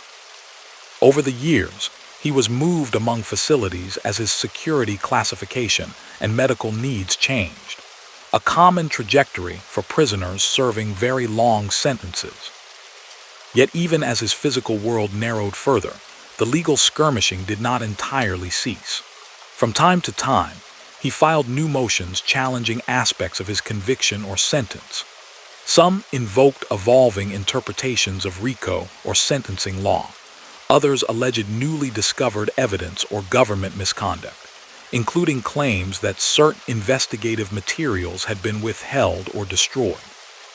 One recurring theme in his later filings was the contention that additional tapes from K. Cellas existed, or had once existed, that might have placed his recorded statements in a different, less incriminating light. Federal courts treat such late-stage challenges with skepticism unless supported by clear, new, and material evidence. Judges reviewing Manna's filings acknowledged his persistence, but repeatedly found that he had not presented anything that fundamentally undermined the trial record. In opinion after opinion, they stressed the quantity and quality of the evidence that had supported the jury's verdict: the tapes, the surveillance, the corroborating testimony. Some decisions, written decades after the trial, took note of his advanced age and the long time he had already spent in custody, but concluded that the seriousness of his offenses and the overall strength of the case precluded relief. As the 2010s approached, a different legal avenue began to attract his attention, and that of many aging inmates: compassionate release. Under federal law and Bureau of Prisons regulations, prisoners who are very old, seriously ill, or facing other extraordinary circumstances can ask for their sentences to be reduced. Historically, such relief was rare and depended largely on the Bureau itself petitioning the sentencing court. Advocates criticized the system as too rigid, pointing to cases in which terminally ill inmates died waiting for decisions. Manna, by then well into his 80s, joined the wave of older prisoners seeking consideration under these provisions. In formal requests and subsequent court motions, he cited his age, his deteriorating health, and his decades of compliance with prison rules. He argued that he no longer posed a danger to the public, and that continuing to incarcerate someone of his years and condition served little practical purpose. His lawyers pointed to changes in federal sentencing practices since the 1980s, suggesting that if he were tried and sentenced under contemporary norms, he might receive a shorter term. The U.S. Attorney's Office opposed these efforts. In filings, prosecutors emphasized the gravity of Manna's crimes as established at trial, not just financial racketeering, but involvement in the planning and authorization of lethal violence. They argued that the very fact that he had occupied a top leadership role in an organized crime family made his case different from that of an ordinary aging prisoner. The original sentencing judge, they noted, had intended the 80-year term to function as a life sentence. To reduce it substantially would, in their view, undercut the goals of punishment and deterrence. Judges faced with these motions had to weigh competing considerations: compassion for age and infirmity, the enduring pain felt by victims and their families, and the broader societal interest in maintaining the credibility of the justice system. In written opinions, they often acknowledged Manna's age and health, sometimes even expressing a measure of personal sympathy, but concluded that the statutory factors, seriousness of the offense, respect for the law, protection of the public, did not favor early release. One court observed that while age can reduce a person's capacity to commit certain types of crime, it does not erase the past or the need for accountability when that past includes orchestrating deadly violence. In 2018, Congress passed the First Step Act, which, among other reforms, allowed prisoners themselves, rather than only the Bureau of Prisons, to bring compassionate release motions to court after exhausting administrative steps. The change triggered a surge of applications, especially among older inmates. When the COVID-19 pandemic struck in 2020, fears about the spread of the virus in crowded correctional facilities added urgency to these requests. Federal judges around the country were suddenly called on to decide, in large numbers, who should be granted early release on health grounds and who should remain confined. Manna, by then in his 90s, again sought relief. His lawyers pointed to the heightened risks the virus posed to someone of his age and medical profile. They cited his decades in custody and his lack of recent disciplinary violations. The government opposed, reiterating its arguments about the seriousness of his criminal conduct and its belief that his original sentence reflected a careful balance of factors that should not be lightly disturbed. In their view, the danger was not that an elderly man would return to direct racketeering from a hospital bed or retirement home, but that reducing his sentence would send a signal that might undermine the deterrent effect of earlier prosecutions against organized crime leaders. The courts, after reviewing the competing submissions, again declined to cut short his sentence. In their rulings, judges noted that compassionate release is reserved for truly extraordinary and compelling circumstances that outweigh the normal reasons for punishment, and that even then, the statutory sentencing factors must be satisfied. In Manna's case, they found, the balance still pointed toward continued incarceration. Some decisions explicitly referenced the lasting impact of his crimes on those targeted and on the broader community, underscoring that the harms inflicted by organized crime leadership were not limited to the immediate victims of violence, but extended to the climate of fear and corruption that had shaped public life in parts of New Jersey for decades. For observers of organized crime history, the fact that Manna remained in custody well into his 90s carried symbolic weight. He became, in effect, a living connection to an earlier era of the American mafia, the mid-20th century period when families like the Genovese exerted wide-ranging influence over industries, unions, and neighborhoods. Many of his contemporaries among that generation of leaders had died, some on the street, others in prison. His continued confinement underscored a central point prosecutors had been making since the first RICO cases: that high office in a criminal organization could bring not just profit and deference in the short term, but in the end, a lifetime of confinement far from the world on which that power had been exercised. Back in Hudson County, younger residents walking past the modern restaurants, cafes, and luxury buildings that now line the waterfront would have little reason to associate their surroundings with Manna's story. The old structures had been renovated. The demographics were different. To the extent that people in Hoboken or Jersey City knew his name at all, it might be from a passing mention in a book or a documentary about the mafia's decline. Yet, for some older residents and for certain law enforcement veterans, his conviction and imprisonment remained a touchstone, a reminder of a time when the boundary between legitimate and illegitimate power along the Hudson had been far blurrier. For families who had lost loved ones to the violence that emerged from those hidden power structures, or who had watched their businesses struggle under the weight of extortion and corrupt union practices, the knowledge that a leading figure behind those systems was still serving his sentence provided a measure of continuity. It did not undo the past, but it signaled that the state had not entirely failed to respond. For them, the question of Manna's age or frailty in prison carried a different resonance than it did for advocates focused on reforming sentencing practices generally. The contrast between his diminished physical circumstances and the long shadow of his past actions is, in many ways, what makes the later part of his life such a stark point of reflection. The man who had once sat in a Hoboken restaurant calmly discussing money flows, rivalries, and potential acts of violence now moved, if at all, within the constrained spaces of institutional corridors and medical units. The systems he had helped sustain persisted in altered form, but without him in any active role. Decades of legal filings had not undone his conviction. Appeals to mercy had not overcome the court's emphasis on the gravity of his crimes. By the early 2020s, what could be said with certainty was that Giuseppe Bobby Manna remained in federal custody, one of the last surviving high-ranking figures from the peak years of the Genovese family's power.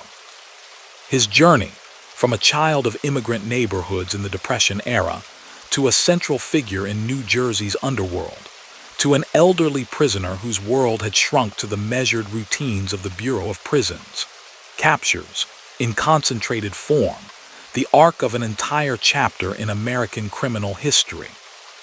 It is an arc that raises difficult questions not only about personal responsibility and guilt, but also about how societies choose to reckon, over time, with organized systems of crime and the people who rise to lead them. In a windowless conference room at an FBI field office in Newark, decades after the first wires went live above the ceiling at Casella's, a new class of agents sits around a table while an instructor dims the lights. On the screen at the front of the room appears a black and white surveillance photograph from the 1980s, a modest Italian restaurant front, a street of parked cars, a few men standing near the entrance. The caption is simple: Casella's, Hoboken, NJ. The instructor explains that the men in the room are looking at the site of one of the most significant organized crime investigations in New Jersey's history, and at the place where the federal government finally captured, on tape, the voice of Giuseppe Bobby Manna. Those young agents were children or not yet born when Manna was arrested, charged, and sentenced. To them, he is not a looming presence on the street but a case study, a name in training manuals and on the spines of old case binders. Yet the story they study, the long arc from his quiet rise in the back rooms of Hudson County to an 80-year sentence for racketeering and murder conspiracy, still shapes how they think about organized crime and about the tools and limits of federal power. In the years after his conviction, prosecutors and investigators often pointed to the Manna case as a model of what patient, evidence-driven work could achieve. It had taken them from the periphery of an insular world into the inner circle, using lawfully authorized electronic surveillance rather than relying solely on informants who might change their stories. The tapes from Casella's, transcribed and preserved, became teaching materials, not just for law enforcement academies, but also for law schools examining the practical application of RICO. In classrooms from Newark to New York, students read appellate opinions bearing Manna's name and trace how courts interpreted the boundaries of racketeering law. They examine passages in which judges analyze whether a mafia family constitutes an enterprise under RICO, whether conversations that fall short of explicit orders can still evidence a conspiracy, and what due process protections must surround the use of hidden microphones in a public establishment. For many of those students, the names and neighborhoods feel distant, but the legal principles forged in those cases continue to govern how prosecutors can reach into any complex organization, criminal, corporate, or otherwise, where wrongdoing is distributed across many hands. At the same time, historians and journalists working on the long story of the American Mafia have returned repeatedly to Manna's trajectory as a way of understanding how organized crime both shaped and was shaped by the social and economic life of places like Hoboken. When they examine his life, they rarely do so in isolation. They place him alongside other figures, union bosses like Anthony Tony Provenzano, front bosses like Anthony Fat Tony Salerno, and secretive leaders like Vincent Chin Gigant, whose feigned madness for years frustrated prosecutors. Together, these men embodied a particular phase in the history of Italian-American organized crime, one in which old neighborhood loyalties converged with post-war economic opportunity to produce a durable system of illicit power. Within that system, Manna's role stands out precisely because it straddled the boundary between the street and the boardroom. He did not attain the public notoriety of a John Gotti with his tailored suits and television cameras. Instead, he cultivated the persona of the steady, almost bureaucratic insider, careful with his words, rooted in a specific locality, simultaneously feared and respected by those who dealt with him. When historians look back at the tapes from Cellars, they hear less theatrical boasting than the measured tone of a man treating the illegal economy as a job, with schedules, responsibilities, and chain of command.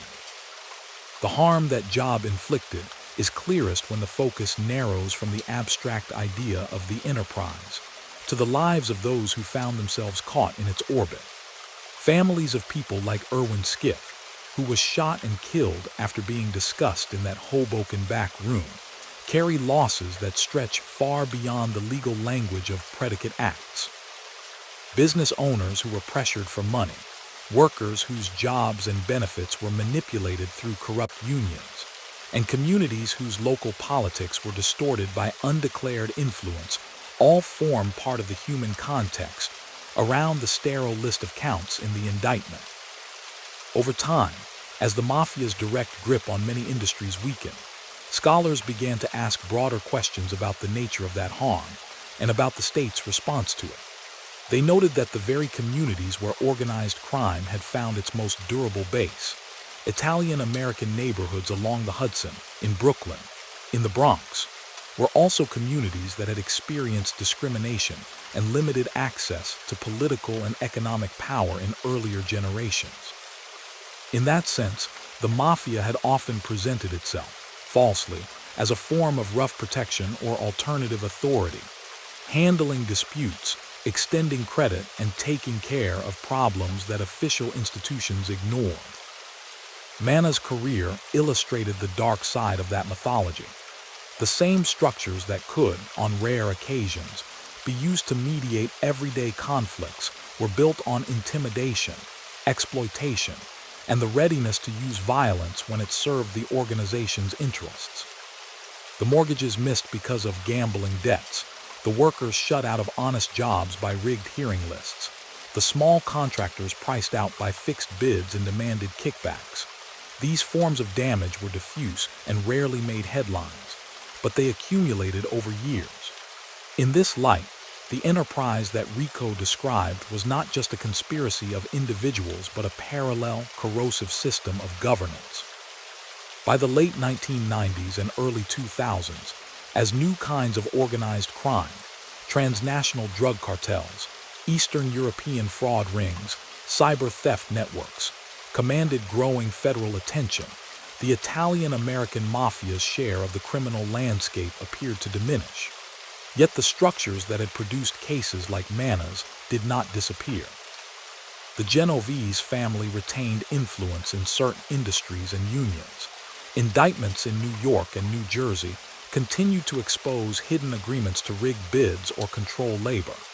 These later cases often cited earlier prosecutions, including Manna, as part of the background of how the organization had once operated and how it had evolved. For the older generation of agents and prosecutors who had worked on the original investigation, watching these developments brought a complex mix of satisfaction and unease. On one hand, they could see that the long sentences imposed on key leaders had contributed to a measurable weakening of the mafia's capacity to dictate terms in whole sectors of the regional economy. On the other, they recognized that the tactics they had pioneered, extensive surveillance, reliance on broad conspiracy statutes, the use of long prison terms to pressure cooperation, had been generalized and applied in other contexts, sometimes raising civil liberties questions those original investigators had not fully anticipated. Manna's case thus became a touchstone in another debate as well, the national conversation about mass incarceration and the appropriate use of very long sentences. Critics of American sentencing policy, particularly from the 1990s onward, pointed to the sheer scale of the prison population and to the prevalence of decades-long terms in drug and racketeering cases. They asked whether, in some instances, the desire to incapacitate dangerous figures had given way to a more punitive reflex disconnected from any realistic assessment of risk as people aged. Supporters of the original sentence in Manna's case responded that leadership in organized crime was not like many other offenses. The reach of a consigliere or boss could extend far beyond his physical person, and historically, had not always diminished with age. They noted that the decision to impose 80 years had been made with a clear understanding that it would likely amount to life imprisonment, and that the judge had emphasized deterrence and condemnation of particularly grave conduct. For them, the fact that he remained in custody into his 90s was not a sign of excess, but rather the intended outcome of a system determined to hold top-level organizers fully accountable. Somewhere between these positions lies an enduring tension in American justice: how to calibrate punishment in cases where the defendant's role was primarily organizational and intellectual, planning, authorizing, overseeing, rather than physical. In the narrative built by prosecutors, Manna embodied the central paradox of white-collar and organized crime leadership alike. The ability to inflict serious harm while rarely, if ever, personally carrying out the direct acts of violence or extortion that marked his subordinates' work. In popular culture, however, such nuances often blur. The figure of the mafia boss or consigliere is flattened into archetype, ruthless patriarch, tragic anti-hero, or some blend of both. Manna's relative anonymity in the broader public imagination, compared to flashier contemporaries, paradoxically makes his story more revealing. When films and television shows portray fictional consigliere offering advice in dimly lit back rooms, they draw, knowingly or not, on the real mechanics of power in families like the Genovese. But the actual transcripts from casellas, stripped of cinematic gloss, show a more workmanlike, transactional world. A man in middle age discussing numbers, disputes, and at times, lethal decisions in the same tone he might use to review a balance sheet. This dissonance between myth and reality is one reason documentary makers and writers have returned to cases like his. They use his life to puncture the romantic veneer that still clings to certain images of organized crime. Interviews with former investigators underscore the banality of many criminal conversations. Interviews with victims, relatives highlight the lasting pain behind terms like contract or hit. In such retellings, the focus often shifts from the personalities of the mob figures to the structures that enabled them. Gaps in regulation, corrupt officials who looked the other way, social conditions that made some communities feel they had few options beyond tolerating or quietly negotiating with shadow power. In the neighborhoods where Manna had once moved freely, these structures gradually weakened as different forces converged. Aggressive law enforcement removed key players. Urban redevelopment changed the physical environment, making it harder to operate certain traditional rackets unnoticed. Demographic shifts diluted the tight ethnic networks on which mafia families had long relied for recruitment and cover. Legitimate political representation for Italian Americans and for other historically marginalized groups expanded, reducing the appeal of turning to unofficial fixers for problems best handled by transparent institutions. Yet the legacy of those earlier decades did not simply vanish with the boarding up of old social clubs or the closure of a restaurant. For older residents, memories of who had really controlled jobs on the docks or contracts in the building trades lingered. Some recalled the fear of crossing the wrong person, the sense that certain disputes were not worth pursuing because they would never be resolved on the merits. Others remembered a more ambiguous feeling, that in an era of distrust toward officialdom, men like Manna, however dangerous, had sometimes been approached as problem solvers of last resort. That ambivalence complicates any straightforward moral of the story. It does not lessen the responsibility of leaders who orchestrated violence and exploitation, nor does it negate the necessity of strong legal action when such conduct comes to light. But it does suggest that organized crime took root not just because of individual greed or malice, but also because of institutional failings and social fractures that made alternative systems of authority attractive, or, at times, seemingly inevitable. In that sense, the long arc of Manna's life offers a lens through which to examine not only the rise and fall of one man, or even of one criminal organization, but also the evolution of state capacity and community resilience. His early years unfolded in a world where federal interest in organized crime was sporadic, where local corruption could shield powerful figures, and where the tools to penetrate tightly knit conspiracies were limited. His later years, by contrast, were spent in a legal order that had developed specialized statutes, investigative techniques, and interagency cooperation precisely to reach people like him. To law enforcement veterans who had spent their careers fighting the mafia, this evolution confirmed the importance of sustained institutional investment. They could point to the Manna case as evidence that responsiveness to emerging threats, willingness to push for new laws like RICO, to train agents in complex financial investigation, and to invest in long-term surveillance, could, over time, dismantle entrenched powers. At the same time, some cautioned against complacency, noting that other forms of organized crime had emerged in spaces where state capacity remained weak or fragmented. For younger observers, especially those interested in criminal justice reform, the story reads differently. They see in the aggressive use of conspiracy statutes and in the imposition of life-equivalent sentences a pattern that, if not carefully constrained, can extend beyond mafia bosses to defendants whose roles and culpability are less clear. They worry that techniques honed against clearly defined criminal hierarchies can, in other settings, sweep more broadly and entangle people on the margins. In that debate, Manna's case becomes both an example of justified rigor and a cautionary tale about the power now available to prosecutors. Amid these shifting perspectives, the simple, physical reality of his fate remains. As of the most recent public records available, Giuseppe Bobby Manna continues to serve his federal sentence, an elderly man whose daily existence is bounded by institutional walls and routines. He has long since passed the point where even a drastic reduction in his term would leave him with many years of freedom. The restaurants where he once held court have changed hands.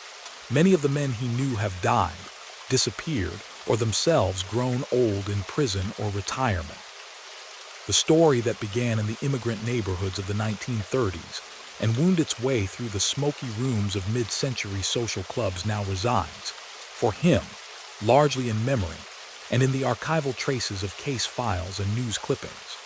For others, agents, lawyers, scholars, residents, it remains a reference point in thinking about how power can operate outside the law, and about how societies choose to respond when that power is finally confronted.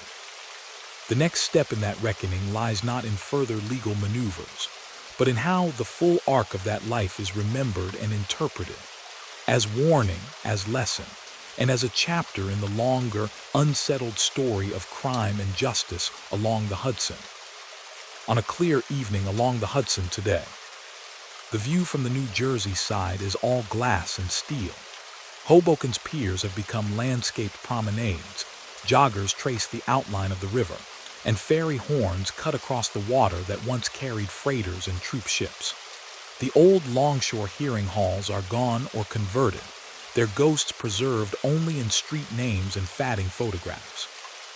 If you stand on the spot where K. Sellers once stood, you see a different kind of restaurant, a different clientele, a city that has traded its reputation for rough-edged docks and shadowy social clubs for that of a commuter haven and nightlife destination. Very little in the physical landscape suggests that this was once the center of a struggle that involved the FBI, federal prosecutors, and one of the most powerful organized crime families in the United States.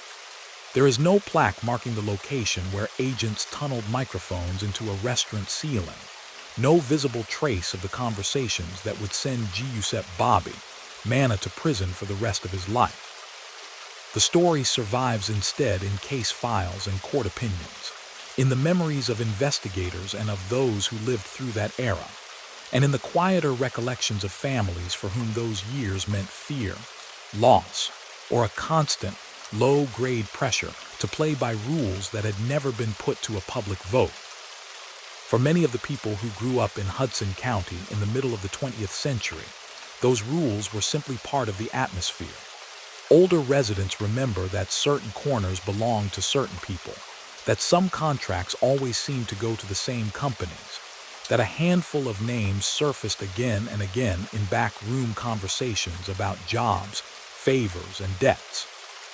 The Genovese family's New Jersey operation, shaped in part by Manna's decades of work, was one of the engines behind that unwritten order. It was never the only force in their lives. Churches, unions, legitimate businesses, and neighborhood associations mattered far more. But in the spaces where law and markets left gaps, where people fell behind on rent, where small businesses needed protection from theft, where workers sought fairness from indifferent employers, organized crime presented itself as an alternative broker. The cost of turning to that broker could be steep. Some families learned it only when a relative fell into debt with a bookmaker, or when a bar owner who allowed a quiet card game in the back room suddenly found that he owed more than he ever agreed to. Others encountered it when they tried to stand outside the system, refusing to pay, trying to go to the police, or running for office on a promise to break old habits. For every spectacular crime that attracted newspaper attention, there were many more small acts of coercion that left few formal records. A warning delivered in a parking lot, a job quietly taken away, a favoritism reinforced that discouraged people from believing that rules were neutral.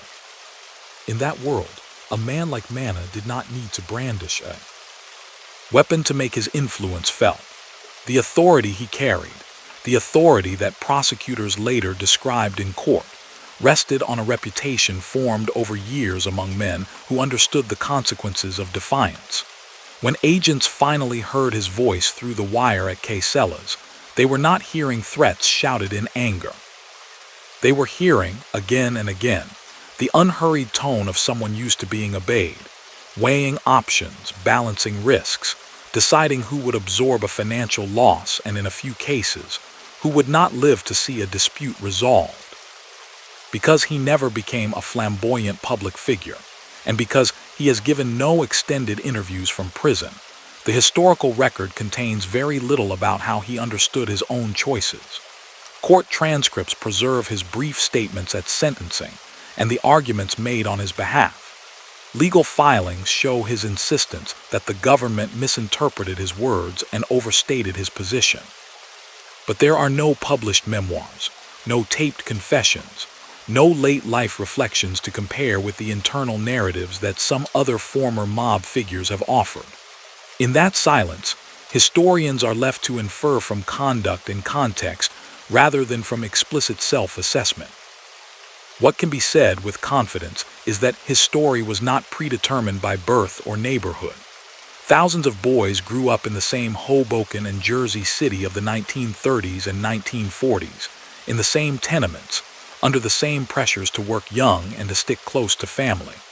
Most built lives wholly outside organized crime, as teachers, police officers, nurses, small business owners. Many of those who did encounter the underworld, taking a small bet, working briefly in a compromised union hall, pulled back, or were never drawn in deeply.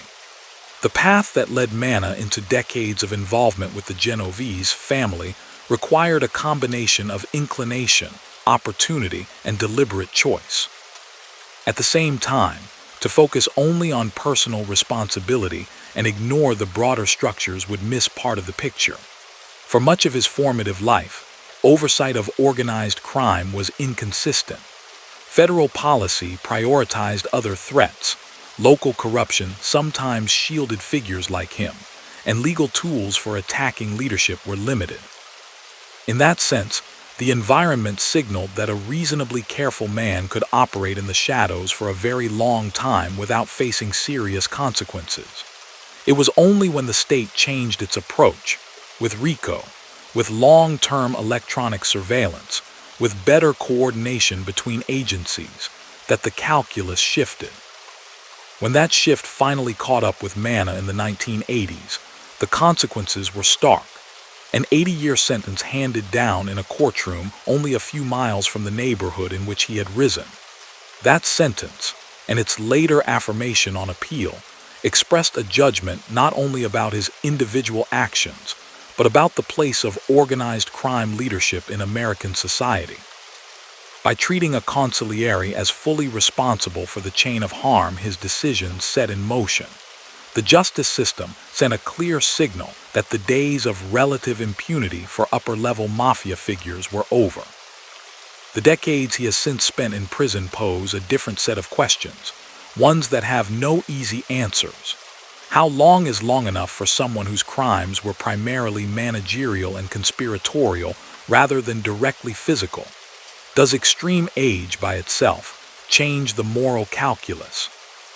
Should a man in his 90s, with limited physical capacity, still be considered a danger, or is the point of continued confinement now more symbolic, an assertion of society's refusal to forget or minimize the cruelty of orchestrated violence and extortion? Courts evaluating his petitions for compassionate release have leaned firmly toward the latter view. They have acknowledged his age, his time served, and the human reality that prison is a harsher environment for someone in failing health. But they have weighed those considerations against the record of the case and against the enduring consequences of the acts described there.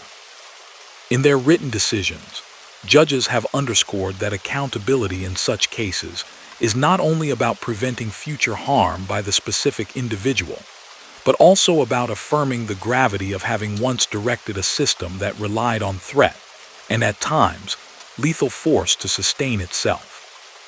For the families of victims like Irwin Skiff, as well as for those whose lives were distorted by years of living or doing business under the shadow of Genovese control, that affirmation carries real weight.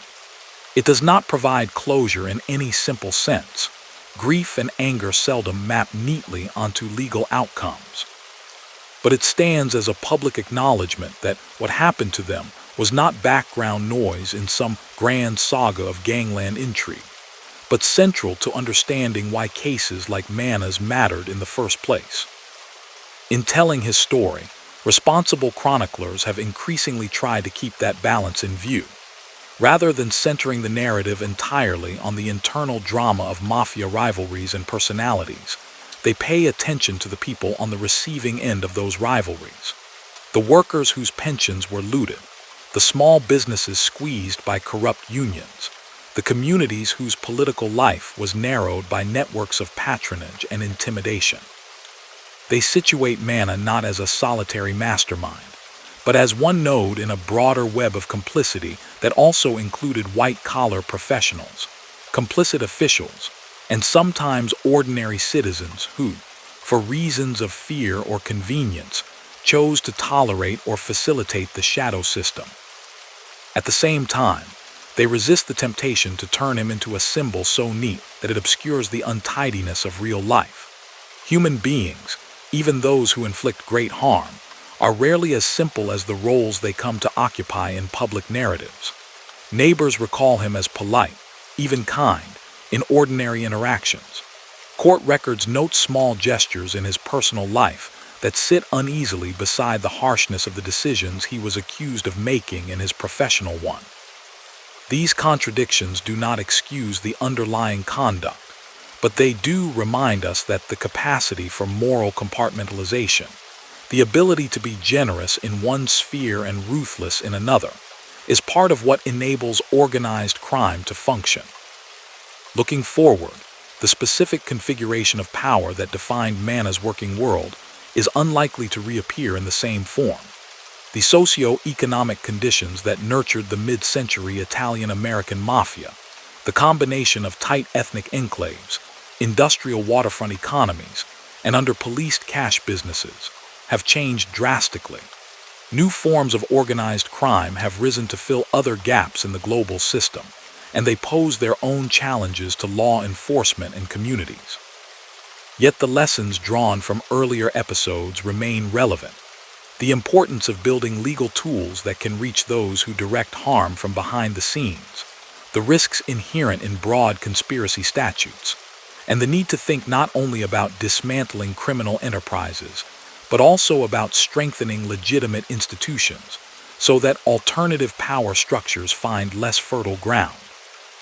In the end, the story of Giuseppe Bobby Manna is, on one level, the story of a particular man and the choices he made in a particular time and place. On another, it is a story about what happens when informal authority, rooted in personal loyalty and the capacity for violence, grows strong in the spaces where formal authority is weak, corrupt, or distrusted. It is about how such authority can, for a while, present itself as efficient and even protective, while slowly undermining the very possibility of fair dealing and open, accountable governance. For New Jersey, and for the communities along the Hudson, the process of moving beyond that era has taken decades and remains incomplete. Trust in institutions, once eroded, is slow to rebuild, but each successful prosecution, each reform of a union local, each transparent public contract, and each new generation that grows up with less tolerance for quiet arrangements contributes to a different kind of inheritance than the one that shaped Manna's youth. As for him, his legacy is now largely fixed in the public record. A boy from an immigrant neighborhood who became, in the eyes of the law, a central figure in one of America's most enduring criminal organizations. A man whose voice, captured on tape, helped transform abstract suspicions into concrete evidence. An aging prisoner whose continuing confinement speaks to the long reach of decisions made long ago in a Hoboken dining room. Whether he reflects often on that arc, or on the people whose lives intersected with his in painful ways, is something the documents cannot tell us. What they can tell us, and what this history makes clear, is that the era in which he rose to prominence was shaped by a particular constellation of opportunity, neglect, and social fracture. Understanding that constellation, and how it allowed figures like him to flourish for so long, is essential not because it redeems or excuses, but because it offers guidance for the future. The more societies can close the gaps that make informal, coercive power appear attractive or inevitable, the less space there will be for the next generation of hidden counselors and backroom decision makers to emerge. As twilight settles over the Hudson and the lights of Manhattan flicker on, the river looks much as it did in the years when Manna walked its western edge, broad, restless, reflecting the skyline. But the structures of power on either side have changed. The restaurant where his fate was sealed is gone. The men who once deferred to him have scattered to graves, to prison bunks, to quiet retirements. What remains is the record, transcripts, verdicts, and the lasting impressions in the lives of those who lived under, or labored to dismantle, the system he helped run.